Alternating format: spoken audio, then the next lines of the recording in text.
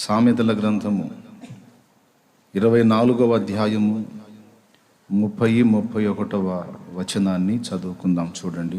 సోమరివాని చేను నేను దాటి రాగా, సోమరివాని చేను నేను దాటి రాగా, తెలివి లేని వాని ద్రాక్ష తోట నేను దాటి రాగా, తెలివి లేని వాని ద్రాక్ష తోట నేను దాటి రాగా, ఇదిగో దాని ఎందంతట ముళ్ళ తుప్పలు బలిసి ఉండెను, దూలగొండ్లు దాని కప్పి ఉండెను, దాని రాతి గోడ పడి ఉండెను. నేను చాలు. జ్ఞానిగా ప్రసిద్ధిగాంచినటువంటి సొలొమోను సామెతల్లో పెక్కు సామెతలు రచించాడు. కీర్తనలు కూడా కొన్ని రచించాడు. అలాగే పరమగీతము, ప్రసంగి అనే సాహిత్యాలు కూడా ఆయన రచించాడు. మంచి నిగూఢమైన సబ్జెక్ట్ ఉన్న పుస్తకాలు అవి. ప్రసంగి, పరమగీతం, సామెతలు కూడా. వీటితో పాటు కీర్తనల్లో సొలొమోను కీర్తనలు కూడా ఉన్నాయి. అయితే ఈ సామెతల్లో కొన్ని ముఖ్యమైన సంగతులు మనకి అందుబాటులోకి తీసుకొచ్చాడు పరిశుద్ధాత్మ దేవుడు. ఆ సంగతుల్లో ఒక సంగతి సోమరివాని చేను, తెలివి లేని వాని ద్రాక్ష తోట. సోమరివాని చేను నేను దాటి రాగా, తెలివి లేని వాని ద్రాక్ష తోట నేను దాటి రాగా, ఇదిగో దాని ఎందంతటా ముండ్ల తుప్పలు బలిసి ఉండెను, దూలగొండ్లు దాన్ని కప్పి ఉండెను, దాని రాతి గోడ పడి ఉండెను. నేను దాన్ని చూచి యోచన చేసుకుంటుని, దాన్ని కనిపెట్టి బుద్ధి తెచ్చుకుంటుని అన్నాడు. ఇక్కడ చేను లేక పొలము లేక ద్రాక్ష తోట దాని గురించి ఆయన మాట్లాడుతున్నాడు. ఒకరోజు పొలానికి వెళ్ళాడట. పొలానికి వెళితే అందరి పొలాలు చూసుకుంటా వెళితే ఒక పొలం దగ్గరికి వెళ్ళేసరికి తోట అయితే నాటుంది, కానీ అది కాపు కాసేటట్టు లేదు. పాడైపోవటానికి సమీపం అయిపోయింది, పాడైపోవటానికి దగ్గర పడింది. ఎందుకంటే ద్రాక్ష తోటలకు అప్పట్లో ఏం చేసేవాళ్ళు అంటే, ఈ బయట నుంచి జంతువులు వచ్చి తోటను పాడు చేయకుండా చుట్టూ రాతి గోడ నిర్మించేవాళ్ళు ద్రాక్ష తోటలకి. ఏం గోడ?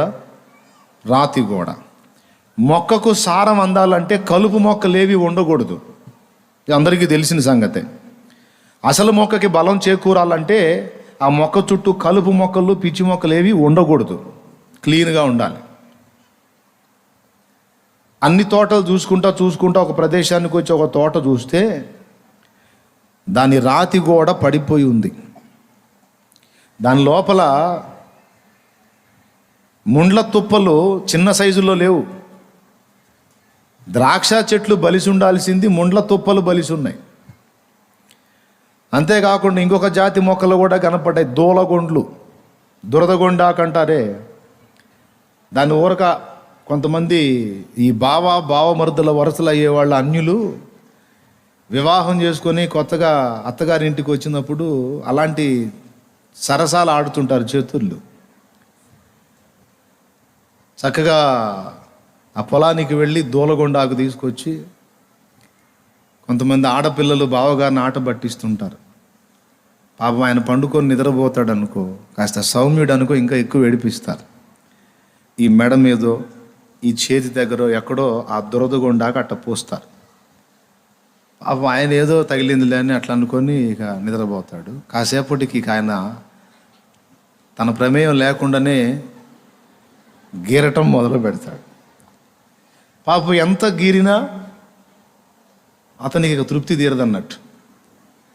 అంటే ఆ దురద అనగదు. ఆ దూలగొండాకి సన్న నూగు ఉంటుంది, అట్ట టచ్ చేయగానే అది వెళ్ళిపోతుంది చర్మంలోకి. అదే ఇక ఆ నూగే దురద కలిగిస్తూ ఉంటుంది. ఇక పాపం ఎక్కడెక్కడైతే వీళ్ళు టచ్ చేశారో, దాన్ని ఎక్కడైతే పూసారో ఏం లేదు, ఇట్లా అన్నారంటే చాలు ఇక ఏడగీరుతుంటాడు. దూలగొండాకు, దురదగొండాకు అంటారు. దూలగొండ్లు, దురదగొండి. ముండ్ల తుప్పలు బలిసి ఉన్నాయి, దూలగొండి భయంకరంగా పెరిగింది, రాతి గోడ పడి ఉంది. దాన్ని చూసి నేను పాఠం నేర్చుకున్నా, బుద్ధి తెచ్చుకున్నాను అన్నాడు. ప్రియులారా, పొలము లేక చేను లేక తోట అంటే 3 సంగతులకు పోల్చుకోవచ్చు. మొట్టమొదటిది, మన వ్యక్తిగత జీవితానికి ఒక పేరు పొలము, చేను లేక ద్రాక్ష తోట. రెండవది మన కుటుంబం కూడా ఒక తోట వంటిదే. మనము, మన కుటుంబం. అలాగే ఒక సేవకుడు అయితే తను సేవ చేసేటువంటి సంఘము, పరిచర్య చేసే సంఘం ఏదైతే ఉందో అది కూడా ఒక తోట. Praise the Lord. ఒక రాజు ఉంటే రాజు పరిపాలించే రాజ్యము కూడా ఒక తోటే. సరే, ఇక రాజు పరిపాలించే రాజ్యము కాస్త పక్కన పెడదాం. ఈ 3 సంగతులు మనం కొంచెం ధ్యానిద్దాం. మన వ్యక్తిగత జీవితం, శారీరక ఆత్మీయ జీవితాన్ని మనం ఒక తోటతో పోల్చవచ్చు. మన కుటుంబ జీవితాన్ని కూడా ఒక తోటతో పోల్చవచ్చు. సేవకుడైతే తను నడిపించే సంఘాన్ని కూడా ఒక తోటతో పోల్చవచ్చు. బైబిల్లో అలా పోల్చాడు. ఎందుకంటే పరమగీతంలో అంటాడు. ఒక్కసారి పరమగీతము 2వ అధ్యాయము చూడండి, అందులో మీకు కనబడుతుంది. పరమగీతము 2వ అధ్యాయము 15వ వచనం లేకపోతే 13వ వచనం చూడండి. అంజూరపు కాయలు పక్వమగుచున్నవి, ద్రాక్ష చెట్లు పూత పట్టి సువాసన, ద్రాక్ష చెట్లు పూత పట్టి సువాసననిచ్చుచున్నవి. చాలు. ఇప్పుడు 15వ వచనం చదువు. మన ద్రాక్ష తోటలు పూత పట్టి ఉన్నవి, ద్రాక్ష తోటలను చెరుపు నక్కలను పట్టుకొనుడి. మన ద్రాక్ష తోటలు పూత పట్టి ఉన్నవి. జాగ్రత్తగా వింటారు కదా, వినండి. ఇక్కడ ఏమన్నాడు? ద్రాక్ష తోటలు, ద్రాక్ష చెట్లు అంటాడు. దేవుడు ద్రాక్ష చెట్ల గురించి చింత కలిగి ఉన్నాడా? ద్రాక్ష తోటల గురించి ఏమన్నా ఆలోచన కలిగి చెప్తున్నాడా మనకి? దేవునికి విలువైనది ఎవరు? మనమా, ద్రాక్ష తోటలా? పెద్దగా చెప్పాలి. దేవునికి ఈ ప్రపంచంలో అన్నిటికంటే విలువైనది మనమే. జంతువులు కానీ, పశుపక్షాదులు కానీ, చెట్లు చేమలు కానీ ఇవేవి దేవునికి గొప్పవి కాదు. మన యందు దేవుని ఆత్మను కలిగి ఉన్నందున మనము దేవునికి శ్రేష్టమైన వారము. ఇక్కడ చెట్లు గుట్టలు చూపించి దేవుడు వాటి విషయంలో చింతిస్తున్నాడా? కాదు, కాదు. సూచనగా, పోలికగా, ఉపమాన రీతిలో మన జీవితాలను గురించి ఆయన మాట్లాడుతున్నాడు. దేవునికి మనమంటే శ్రద్ధ. కాబట్టి ఇక్కడ తోట అంటే మన వ్యక్తిగత జీవితం, కుటుంబ జీవితం, సంఘమును నడిపే ఆత్మీయ నాయకునికి సంఘమును కూర్చున్నటువంటి సంగతి. ఇప్పుడు తోటలో ఎలా ఉండాలి, ఎలా ఉండకూడదు, కానీ ఎలా ఉంది, ఎలా అయిపోయింది. ఆదాము అనే వానికి హవ్వ అనే స్త్రీనిచ్చి ఏదెను తోటను సేద్యపరచుటకు అప్పజెప్పాడని ఆదికాండంలో ఉంది. పాపం ఏదెను తోటను సేద్యపరుస్తున్నాడు. చెట్లు అవే నేల నుండి మొలిచాయి. ఈయన నది నీరు గడుతున్నాడు వాటికి, ఇంకా బాగా సారవంతంగా పండ్లు ఫలించడానికి. ఒట్టిగా ఉండకుండా దేవుడు ఒక పని అప్పజెప్పాడు ఆదాముకి. ఏదెనులో తోట వేశాను, దాన్ని సేద్యపరచు, వ్యవసాయం చేయను, ఆయన ఖాళీగా ఉండవాకు అని ఓ పని అప్పజెప్పాడు. దేవుడు ఆదాముకి ఒక తోటనే అప్పజెప్పలేదు, 2 తోటలు అప్పజెప్పాడు. ఒకటి ఏదెనులో వేసిన తోట అయితే, 2 తన కుటుంబము అనే తోట. ఇప్పుడు ఆయన చెట్లకు నీరు గట్టుచు, కలుపు మొక్కలు పెరికేస్తూ, వాటిని జాగ్రత్తగా పోషించటం, సేద్యం చేయటం. అక్షరార్థంగా చెట్లు, తోట ఒకటి ఉంటే హవ్వ అనే మనిషి కూడా ఉంది. ఏదెనులో ఉన్న తోటను కాచుకునే ఆదాము తన భార్య అయిన హవ్వను కూడా కాచుకోవలసి ఉంది. అదేమో అక్షరార్థమైన తోట, ఇదేమో కుటుంబం అనే తోట. కొంతమంది బయట వ్యవహారాలు బాగానే చక్కబెడతారు. తమ్ముడు స్తోత్రం చెప్పండి ఒకసారి. పక్కన వాళ్ళకి వెళ్ళి చూడండి, వందనాలు చెప్పండి, నీకు దండం పెడతా, వాక్యం జాగ్రత్తగా వినని, బాగుపడతా, విను, వాక్యం వినని ఇది ఒకసారి నమస్కారం చేసి చెప్పండి. దేవునికి మహిమ. హల్లెలూయా. ఎక్కడొచ్చాగా? బయట వ్యవహారాలన్నీ బాగానే చక్కబెడతారు, కానీ కుటుంబం అనే తోటను సేద్యం చేసుకునే విషయంలో చాలామంది తప్పిపోతారు. అందుకే కుటుంబం ఒక నరకంగా మారిపోతుంది, సంసారం ఒక భయంకరమైన విషాదంగా మారిపోతుంది. బయట మళ్ళా అంతా వ్యవహారాలన్నీ బాగానే చక్కబెడతారు, బిజీగా. కానీ ఫ్యామిలీ దగ్గరకు వచ్చేటప్పటికి అలా జరగనందున కుటుంబం విచ్ఛిన్నమైపోతున్న పరిస్థితిని చాలామంది జీవితాల్లో నేను చూశాను. దీనిలో మనకి ఆదాము కనపడతాడు సూపర్గా. దేవుడు అప్పచెప్పిన పని తోటను సేద్యం చేయటమే అని దృష్టి అంతా తోట మీద పెట్టాడు, ఆ మొక్కల మీద పెట్టాడు. ఆ మొక్కలు ఎక్కడికి పోతే ఎక్కడ వేసిన మొక్క అక్కడే ఉంటుంది. అసలు తోట సంగతి వదిలిపెట్టాడు. అసలు తోట, అసలు ఆయన సేద్యం, ఆయన వ్యవహారం అంతా ఎవరితో ముడిపడి ఉందో ఆ మనిషిని అశ్రద్ధ చేశాడు. ఎవరు? భార్య. దేవుడు అప్పచెప్పిన పనినే దృష్టిలో పెట్టుకున్నాడు, కానీ తన విషయమును గూర్చి, తన భార్య విషయమును గూర్చి ఆయన దృష్టి కలిగి లేడు. ఎందుకంటే ఇప్పుడు ఆమె కంట్రోల్లో ఉంటే తనకు క్షేమం, ఆమె తేడా పడితే తనకే ప్రమాదం. తాను పెద్దవాడు, ఆమె చిన్నది. తాను ముందు పుట్టినవాడు, ఆమె వెనక పుట్టింది. దేవుడు ఆమెను తెచ్చి ఆయనకు అప్పచెప్పాడు. ఏమని? నీకు సాటి అయిన సహకారి అని.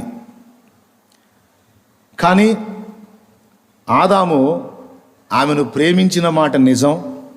ఆ ప్రేమను బట్టే నాకు తెలిసి కాస్త స్వేచ్ఛని ఇచ్చాడేమో అనుకుంటున్నాను. కాపు గాయాల్సిన మనిషికి కొంచెం స్వేచ్ఛనిచ్చాడు, అక్కడే కొంప మునిగింది. బాధ్యతగా ఆమెను భద్రం చేసుకోవాల్సింది. మంచిది, ఆమె అంటే నాకెంతో ఇష్టం, పర్వాలేదు, పని చేయకపోయినా పర్వాలేదు, సహకరించకపోయినా పర్వాలేదు, ఆమె నన్ను బట్టి ఇబ్బంది పడకూడదు, ఫ్రీగా ఉండాలి, హాయిగా ఉండాలి, క్షేమంగా ఉండాలి, ఆమెకేమీ నొప్పి తగలనీయకూడదు, ఆమె అంటే నాకు ఇష్టం అని అలాగ వదిలేశాడు.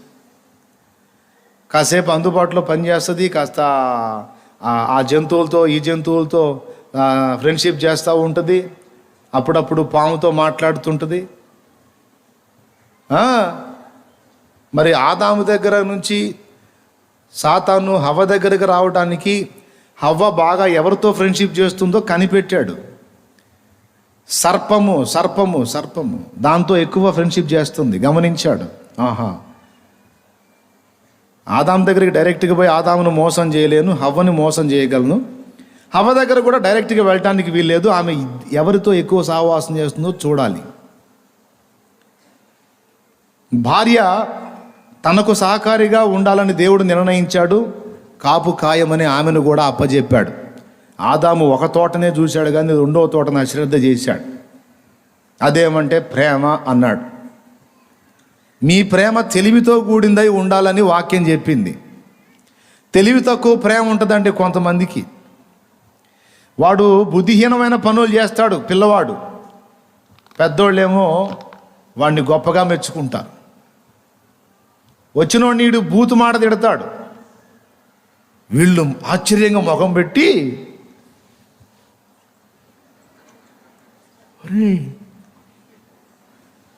అని వాడేదో పెద్ద డిగ్రీ సాధించినట్టు లోపల తీసుకెళ్ళి, మరి నువ్వు ఏంట్రా అని పక్కలో చూస్తాడు. మావాడు ఏమన్నాడో తెలుసా, ఇంత మాట అన్నాడు అనేది ఏదో గొప్పగా చెబుతారు. తెలివి తక్కువ ప్రేమ. ఒకసారి ఒక ఇంటికి వెళ్ళాను నేను. ఇంత కొడుకు ఆయనకి, ఇంతే ఉన్నాడు వాడు. ఈ టేబుల్ మీద నుంచి ఇంత ఉంటాడు అంతే వాడు. పాప ఆయన నాతో నిలబడి మాట్లాడుతున్నాడు. వాడు వేలు పట్టుకొని నిలబడ్డాడు కొడుకు. చూస్తున్నాడు, ఉర్రా పర్రా చూస్తున్నాడు. వాళ్ళ నాకెళ్ళి చూస్తున్నాడు, లాగుతున్నాడు చేయబట్టుకొని. పదందా అంటే ఉండరా అంటున్నాడు. అతను నాతో మాట్లాడతా, వీడు అంటున్నాడు పదందా అంటున్నాడు. నాకు అప్పుడే స్ట్రైక్, వీడేంద్ర అన్నాడు నాన్నని అనుకుంటున్నాను. ఆయన ఇంట్రెస్ట్గా మాట్లాడుతున్నాడు నాతో. ఇంకాసేపు ఆగాడు, పదందా అన్నాడు. అయిపోలా. తర్వాత మూడో మాట కూడా అన్నాడు వాడు. ఏమన్నాడు తెలుసా? ఓరి నా కుమారుడా, రా అన్నాడు. అర్థం చేసుకోండి ఇక మీరు. ఆ మాట ఎప్పుడైతే అన్నాడు ఇక అప్పుడు కదిలాడు అతను. అతనేమో మామూలుగా వెళ్తున్నాడు, ఈడింతేనండి అనుకుంటే వెళ్తున్నాడు. నాకు మైండ్ పోయింది. నిజం అంటే అంత దారుణంగా వాడు ఎలా మాట్లాడగలిగాడు అంటే వీడు అంత దరిద్రంగా పెంచాడు అనమాట. ఈ పెంపకం అంత దరిద్రంగా ఉంది. ఎందుకంటే ఒకసారి విడిగా కలిశాడు. నేను అన్న అంత చండాలంగా తిట్టాడు వాడు, అసలు ఎలా ఊరుకున్నావునండి. ఏం చేద్దాయా, లేక పుట్టాడు. పుడితే ఏం చేద్దాం, ఆడు చిన్నోడు, ఆడికి ఏం తెలుసు. ఆడంటే వాళ్ళ అమ్మకి ఇష్టం, నాకు ఇష్టం.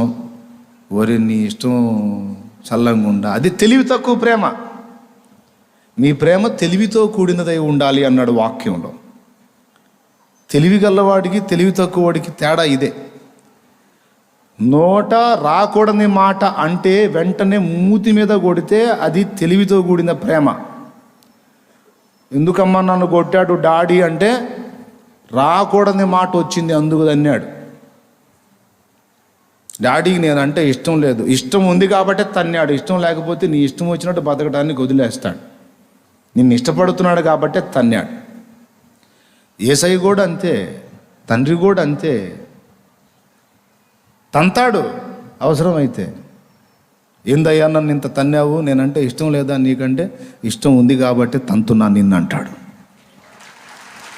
ఈ మాట బైబిల్లో కూడా రాయించాడు. ప్రకటన గ్రంథము 3వ అధ్యాయము 19వ వచనము. త్వరగా. నేను ప్రేమించు వారిని అందరినీ గద్దించి శిక్షించుచున్నాను. అది లెక్క. నేను ప్రేమించుచున్న వారిని అందరినీ గద్దించి శిక్షించుచున్నాను. ఇదేం ప్రేమ బాబు? ప్రేమిస్తే ముద్దాడాలి, శిక్షలోంచి తప్పించాలి. కానీ నేను ప్రేమించు వారిని అందరినీ గద్దించి శిక్షిస్తున్నానంటే ఏం ప్రేమ అది? అదే తెలివితో కూడిన ప్రేమ. నేను ప్రేమిస్తున్నాను కనుక వాడు సిగరెట్లు తాగినా నేనేమనను. నేను ప్రేమిస్తున్నాను కనుక ఆ అమ్మాయి వేరే అబ్బాయి బైక్ ఎక్కిపోయినా నేనేమనను. ప్రేమ. నేను వాడిని ప్రేమిస్తున్నాను కనుక వాడు వేరే అమ్మాయిని బైక్ ఎక్కించుకొని పోయినా నేనేమనను. వాడంటే నాకు ప్రేమ. ఓరే నీ ప్రేమ తెలివి తక్కువ ప్రేమ. అది తెలివి కలిగిన ప్రేమ కాదు, తెలివి తక్కువ ప్రేమ. ఆదాము దగ్గర కూడా అదే కనపడుతుంది. మంచి జ్ఞానే, మళ్ళీ తిక్కలోడేం కాదు ఆయన, జ్ఞానే. కానీ హవ్వ దగ్గరకు వచ్చేటప్పటికి అలాగా అశ్రద్ధ చేశాడు.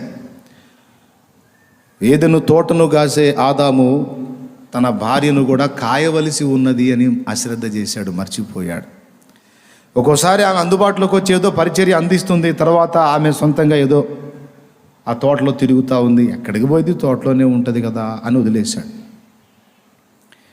చివరికి ఒకరోజు ఇంకా దూరమై ఆయన సంప్రదించకుండా కొన్ని సొంత నిర్ణయాలు చేస్తూ ఉంది. పర్వాలేదులే, ఏముంది, అమ్మాయి అంటే నాకు ఇష్టం, వదిలేశాడు. చివరికి దేవుడు ఏదైతే వద్దన్నాడో ఆ పని చేసి తెచ్చి పాపాన్ని, శాపాన్ని, దరిద్రతను అంటగట్టింది. ఆదాము మిస్ అయ్యాడు తన కుటుంబము అనే తోటను సేద్యపరచుటలో.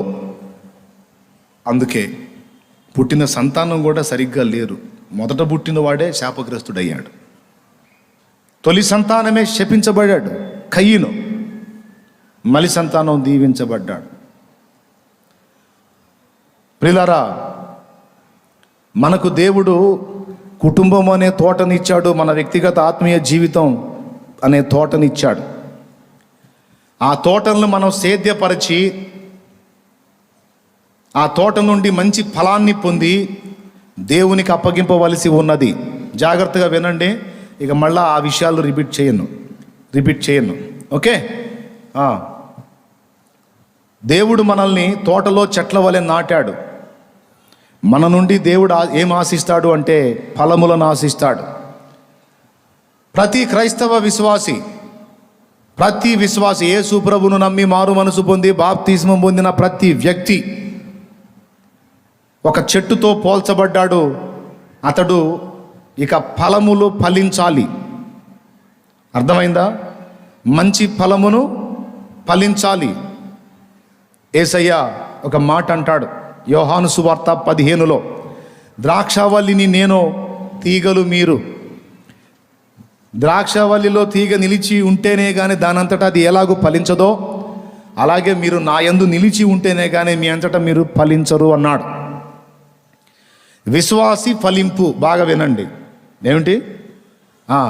తర్వాత మరో చోట అక్కడే యోహాను సువార్త కింద అంటాడనమాట 15వ అధ్యాయంలో, మీరు వెళ్ళి బహుగా ఫలించుటకును మీ ఫలము నిలిచి ఉండుటకును నేను మిమ్మల్ని ఏర్పరచుకొని ఉన్నాను.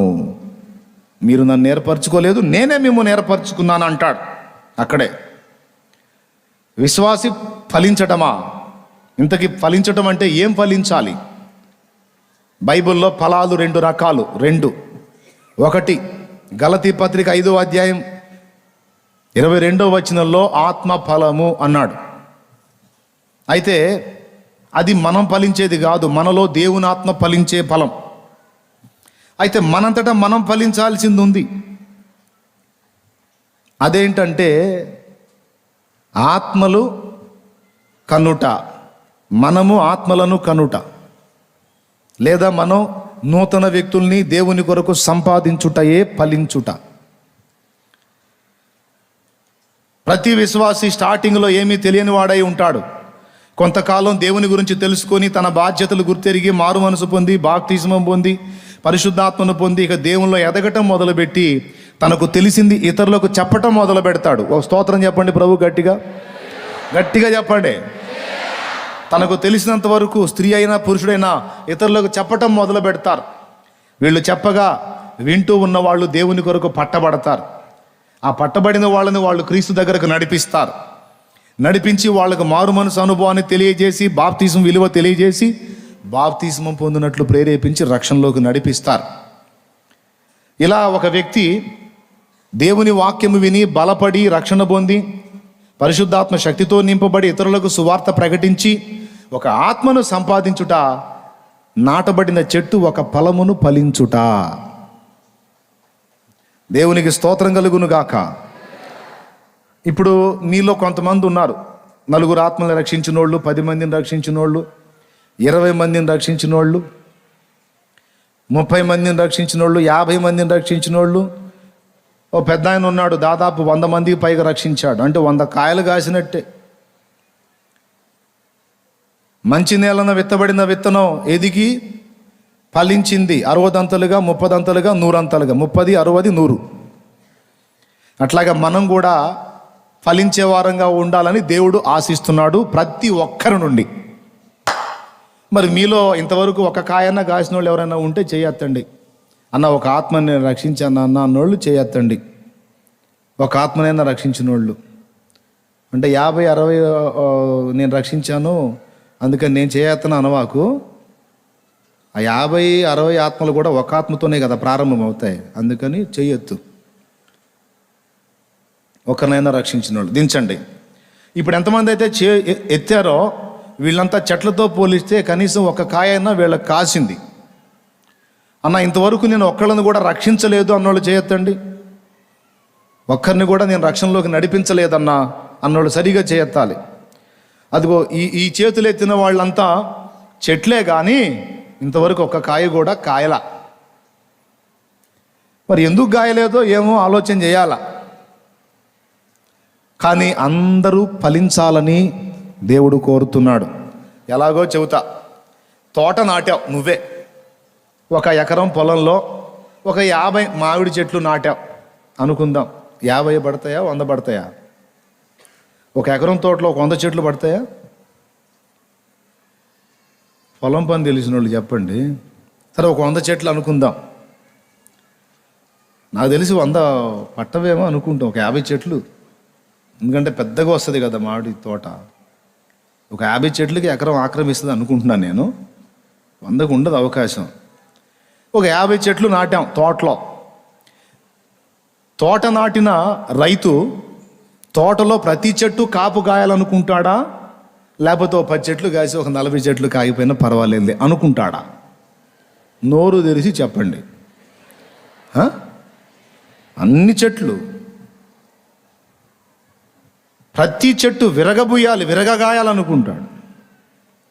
మళ్ళీ 1 కాయ, 2 కాయ, 3 కాయ, 4 కాయ కాదు. విస్తారంగా కాపు దిగాలి అని ఆశపడతాడు. ప్రతి చెట్టు, ఏదన్నా ఒక చెట్టు కాయలేదనుకో, మిగిలిన చెట్లన్నీ వదిలేసి ఆ చెట్టుకి వెళ్ళి చూస్తాడు, ఎందుకు కాయలేదు ఇది అని.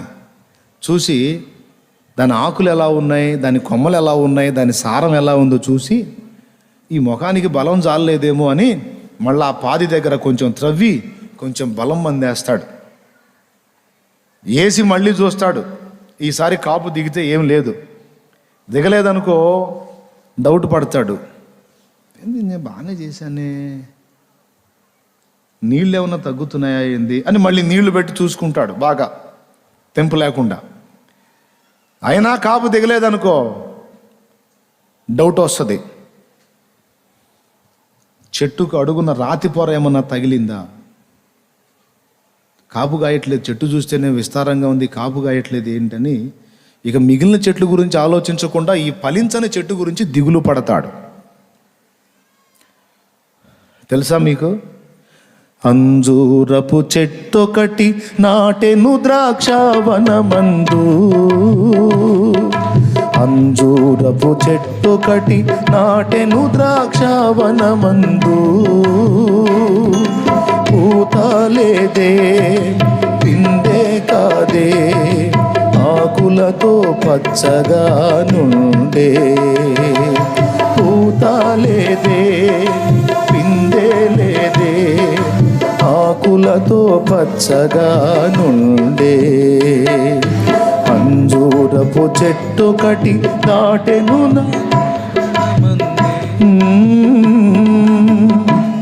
నాటెను ద్రాక్షావనమందు. మల్లెల కృపారావు గారు పాడిన పాట, రాసిన పాట ఇది. చూశాడు పాప, అనేక సంవత్సరాలు చూశాడు, అన్ని వ్యవసాయ పద్ధతులు అన్నీ చేశాడు, కానీ కాపు రావటం. అప్పుడు ఏమన్నాడో తెలుసా, ఎందుకయ్యా ఈ చెట్టు, దీనికి సపరిచర్యలన్నీ చేస్తున్నా వేస్ట్, నీళ్లు పోస్తే తాగి ఊరుకుంటుంది, ఎరువు వేస్తే తిని ఊరుకుంటుంది, బలం అందేస్తే స్వీకరించి ఊరుకుంటుంది, కానీ ఇంత మేలు చేసిన యజమానుడు సంతోషించున్నట్లు ఒక పండన్నా ఫలిద్దాం అనుకోలేదు ఈ వ్యర్థమైన చెట్టు, పనికి మాలిన చెట్టు, నరికి వేసే అంటాడు. అప్పుడు యజమానుడు అన్న ఆ మాటకి తోటమాలి అంటాడు, అయ్యా యజమానుడా, ఇన్నేళ్ళు ఆగావు, ఈ ఒక్క సంవత్సరం అవకాశం ఇవ్వు, మళ్ళా నేను దాని చుట్టూ బాగా త్రవ్వి ఎరువు వేసి నీళ్లు పెట్టి మళ్ళా జాగ్రత్త చేస్తాను, ఈసారి కాసిద్దేమో చూద్దాం, కాయకపోతే అప్పుడు నువ్వు అన్నట్టే చేద్దు కానీ అంటాడు. ప్రియులారా, అందరూ కాపు కాయాలి, దేవుని కోరిక. ఒకవేళ కాపు కాయటానికి అంటే ఆత్మలను రక్షించడానికి అందరికీ కుదరకపోతే ఆత్మలను రక్షిస్తున్న వారికి చేయూతనన్నా ఇవ్వాలి. ఇచ్చినప్పుడు ఆ కాపులో భాగం వస్తుంది. దేవునికి స్తోత్రం కలుగునుగాక. ఏదో ఒక విధంగా ఆత్మల సంపాదనలో, ఆత్మలను రక్షించే కార్యములో పాలిభాగస్తులు కావాలి. ముఖ్యంగా అయితే ప్రతి చెట్టు అంటే ప్రతి వ్యక్తి కొంతమంది ఆత్మలను రక్షించడానికి ఖచ్చితంగా ఆశ కలిగి ఉండాలి, ప్రయత్నం చేయాలి. ఎంతమందికి అర్థమవుతుంది?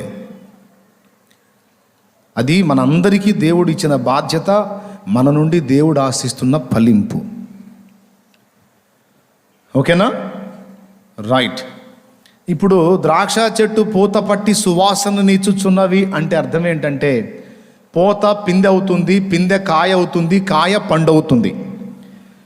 పోతే కాయగా మారేది అంటే ఇక కాపు స్టార్ట్ అయింది అని అర్థం.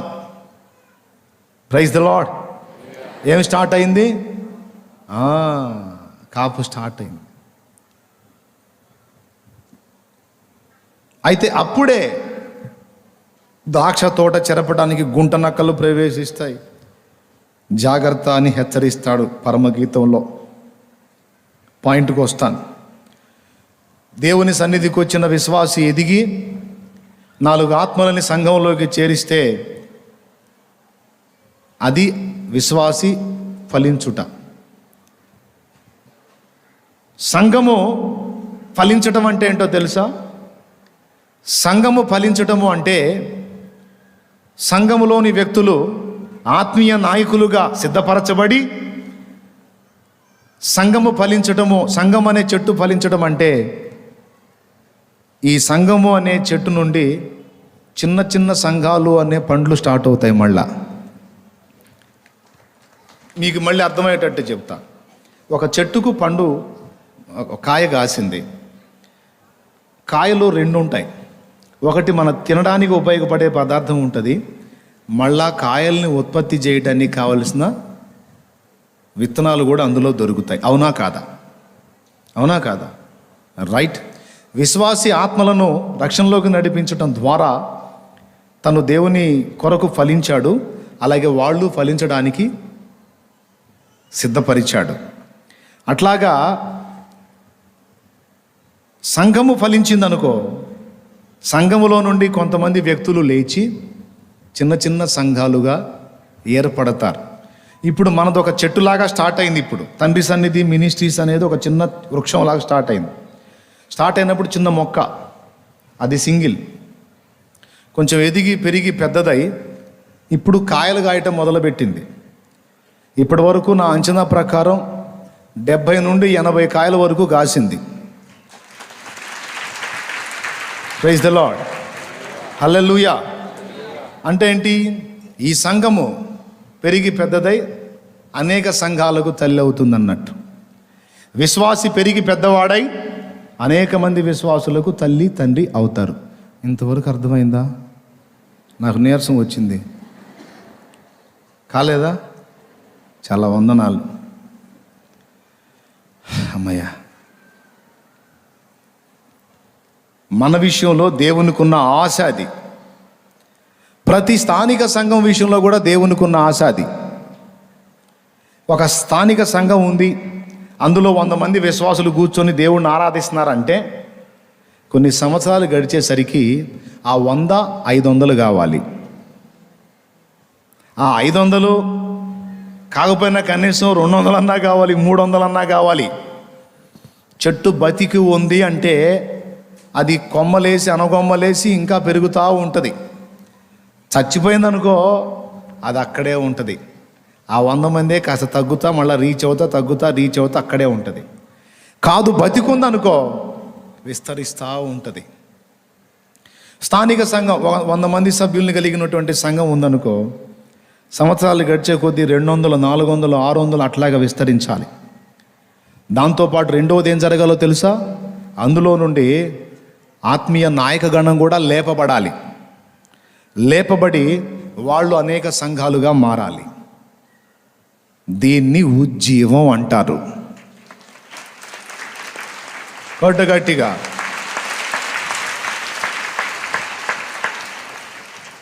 ఇది జరగనప్పుడు ఇక సంఘంలో ఎన్ని సెలబ్రేషన్స్ జరిగినా, నువ్వు ఆత్మీయ పుట్టినరోజుల కోటాలు ఎన్ని పెట్టినా దండగే. ఏంటి ఈరోజు ప్రేయర్ ఏర్పాటు చేస్తున్నారు, కారణం ఏంటి అంటే నేను ఆత్మీయంగా పుట్టాను బ్రదర్, బాప్తిస్మం పొందిన రోజు. ఓహో, బాప్తిస్మం పొందిన రోజా, సంతోషం. బాప్తిస్మం పొందిన రోజు ఎన్ని సంవత్సరాలు అయింది? ఇప్పుడాడా 7 years. 7 ఏళ్ళు. ఇది 8వది. 8 ఏళ్ళు. ఒక చెట్టు నాటి 8 ఏళ్ళు అంటే ఖచ్చితంగా మస్తు కాపు ఉండాలి. ఏమాత్రం ఏంటి? ఎంతమందిని రక్షించావని. రక్షించేది ఏంటి అంటే, నువ్వు ఆత్మీయంగా జన్మించావు కదా, 7 ఏళ్ళు నిండి 8 స్టార్ట్ అయింది కదా, ఈ 7 ఏళ్లలో నువ్వు కనీసం ఒకరినైనా రక్షించావా అంటే అది మన పని కాదు బ్రదర్, అది పాస్టర్స్ వర్క్, తోటమాలి పని. అది ఎంత తెలివి తక్కువతనం చూడండి. ఎవరి పని అది? తోటమాలి పని. తోటమాల కాయలు కాసేది, మొక్కలా? నోరు తెరిచి చెప్పండి బాబా, ఎవరు కాయలు కాసేది? మొక్కలు. 7 ఏళ్ళు అయింది, 8వ ఏడు నువ్వు ఆత్మీయ పుట్టినరోజు కూటం పెట్టావు, గ్రాండ్ సెలబ్రేషన్ అని. ఈ చర్చి స్థాపించి ఇప్పటికీ 12 సంవత్సరాలు అయింది, గ్రాండ్ సెలబ్రేషన్ అని ఏర్పాటు చేశావు. మరి ఈ చర్చి ఓకే, దీనికి పిల్లలు ఏమైనా పుట్టినాయా? ఇందులోంచి ఇక 4-5 సంఘాలు ఏమన్నా కట్టడం జరిగిందా? ఏం లేదు. పద్దాకల దానిలోనే ఆ సెలబ్రేషను, ఈ సెలబ్రేషను, అది ఇది ఇది అది అని అందులోనే. దీన్ని దేవుడు సంతోషించడు, దాన్ని ఉజ్జీవంగా దేవుడు పరిగణించడు. అలాంటి సహవాసంలో లేదా అలాంటి వ్యక్తి ఒక కూటం పెట్టించి ఆత్మీయ పుట్టినరోజు కూటం, బ్రదర్ అసలు ఎట్లా జరిగిందో అనుకున్న భలే ఉజ్జీవం వచ్చింది. బ్రదర్ మా చర్చిలో గ్రాండ్ సెలబ్రేషన్ జరిగింది, ఎలా జరిగింది అనుకున్న భలే ఉజ్జీవం వచ్చింది అంటే ఎగిరి గంతేసి అరే అంటానికి నేనేమి అరబంధుడిని కాదు, లేకపోతే ఆత్మీయులు ఎవరు అరబంధులు గారు. ఉజ్జీవం అంటే ఏంటి, దాని విధానం ఏంటంటే ఇది ముందు చెప్పానే. ప్రభువు దగ్గరకు వచ్చిన వాడు సంవత్సరాలు గడుస్తూ ఉండగా ఆత్మీయంగా బలము నొంది ఇక అనేకులను ఉత్పత్తి చేయటం మొదలు పెడతాడు. అనేకులను కనటం మొదలు పెడతాడు. చెట్టు కానీ ఫలించడం మొదలుపెట్టినట్టు ఫలిస్తాడు. నా మట్టుకైతే నేను అలానే అనుకునేవాడిని చర్చికి వెళ్తున్న దినాల్లో. ఏది? విశ్వాసిగా కాయలు లేని చెట్టులాగా ఉండకూడదు, ఎంతో కొంత కాపు ఉండాలి నాకు అని ఆరాటంతో నా శాయశక్తులా పోరాడి దేవుని శక్తిని పొందుకొని అవకాశం ఉన్న ప్రతి ఒక్కరికి సువార్తను అందించడం మొదలుపెట్టాను. సిద్ధపడిన ఆత్మని, అందుబాటులోకి వచ్చిన ప్రతి ఆత్మని, ఇంకదే మెయిన్ నా జీవిత లక్ష్యం. దేవుని కొరకు ఫలించటమే నా జీవిత ధ్యేయం అన్నట్లుగా మనస్సు పెట్టి పని చేయటం మొదలుపెట్టా. ఈ రోజుకి దేవుడు ఇలా నిలబెట్టాడు. నువ్వు ఫలించడం మొదలు పెట్టడానికి ఆత్మయందు బలం ఉంటే చాలు. ఎవరో నీకు పుషింగ్ చేయాల్సిన అవసరంలా, విషయం తెలిస్తే చాలు. అయ్యో నేను చర్చికి వెళ్ళటమే కాదు, నేను తెలుసుకున్న సత్యం తెలియని అనేకులకు ప్రకటించి ఆత్మలను రక్షించాలన్న నీ బాధ్యత నీవు గుర్తిస్తే చాలు. ఇక నీ మనసు ఆరాటం ఆగదు, తపన పడుతుంటావు. నిజంగా నువ్వు వెలిగించబడితే, నిజంగా నువ్వు క్రొత్త జన్మ అనుభవంలోకి వస్తే, నిజంగా నువ్వు పరిశుద్ధాత్మను పొందుకొని ఉంటే నిన్ను ఆపటం ఎవడి వల్ల కాదు. గట్టిగొట్టు.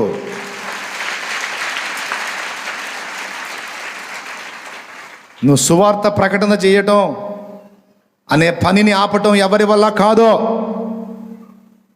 ఎన్ని కత్తులు అడ్డం పెట్టినా సరే నీ ఫలింపుని ఎవడు ఆపలేడు. నువ్వు నిజంగా దేవుని చేత వెలిగించబడితే. వెలిగించబడకపోతే నేను ఎంత మొత్తుకున్నా ఒట్టిదే.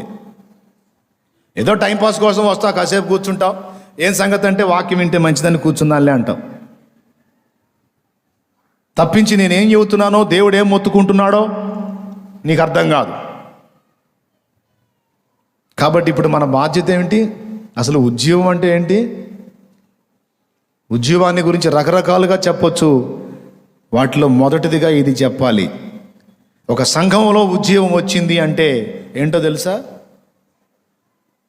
సంఘము 100 మందిగా ఉన్నది 100తోనే ఆగదు, అది 1000 మందిగా మారటానికి పరిగెత్తుతూ ఉంటుంది.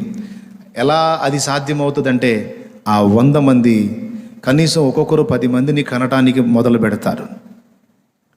కనీసం ఒక్కొక్కరు 10 మందిని ప్రభావితం చేసి క్రీస్తు కొరకు సంపాదించాలి అనే ఆరాటంతో నేను 10 కాయలు కాయాలని ఆ సంఘము అనే ఆ తోటలో ఉన్న ఆ 100 చెట్లు అనే వ్యక్తులు ఫలింపు మొదలు పెడితే అనతి కాలంలో ఆ 100 1000 అవుతుంది.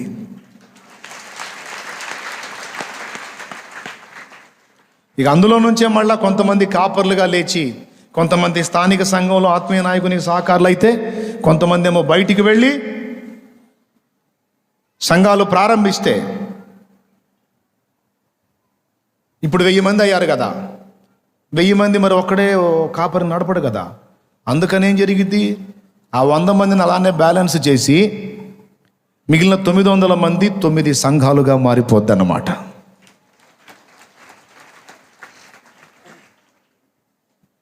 అర్థమైందా?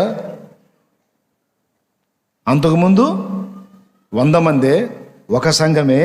ఇప్పుడు 1000 మంది అయింది, 10 సంఘాలు అయింది. ఈ మేజర్ పాయింట్ని ప్రతి విశ్వాసి, ప్రతి సేవకుడు గుర్తుపడితే ఇన్ని రోజులు ఉండదో ఉజ్జీవం. అర్థమైందా? ఇన్ని రోజులు ఉండదో క్రైస్తవ వ్యతిరేక ప్రపంచం. ఎప్పుడో మారిపోను. కానీ చాలామంది విశ్వాసులకు ఈ సంగతే తెలియదు. యేసు ప్రభు దగ్గరికి పోయి ఏ కాడికి ఆ రోగం తగ్గిద్దాం, ఆ అప్పు తీర్చుకుందాం, ఆ సమస్యలోంచి బయటపడదాం, ఈ పిల్లల్ని కందాం, ఈ ధ్యాసే తప్ప అసలు నేను ఒక చెట్టు వలె దేవుని సంఘంలో నాటబడ్డాను, నేను ఆత్మీయ సంతానాన్ని కనాలి అనే నైతిక బాధ్యతే చాలామందికి తెలియదు. తెలిస్తే కదా ప్రయత్నం చేయటానికి. తెలియదు. అందువల్లనే సంఘాలు అయితే చాలా ఉన్నాయి కానీ ఉజ్జీవం రావట్లా. ఉపవాస కూటాలు అయితే తెగ జరుగుతున్నాయి కానీ ఉజ్జీవం రావట్లా. రకరకాల కూటాలు రకరకాల పేర్లతో జరుగుతున్నాయి కానీ అసలైన ఉజ్జీవం, అసలైన చైతన్యం సంఘంలో రావట్లా. ఈ మోనిటర్లు కొంచెం లేపు బాబు. ఏడా ఉన్నాడా? ఇప్పుడు ఏం చేయాలి మరి?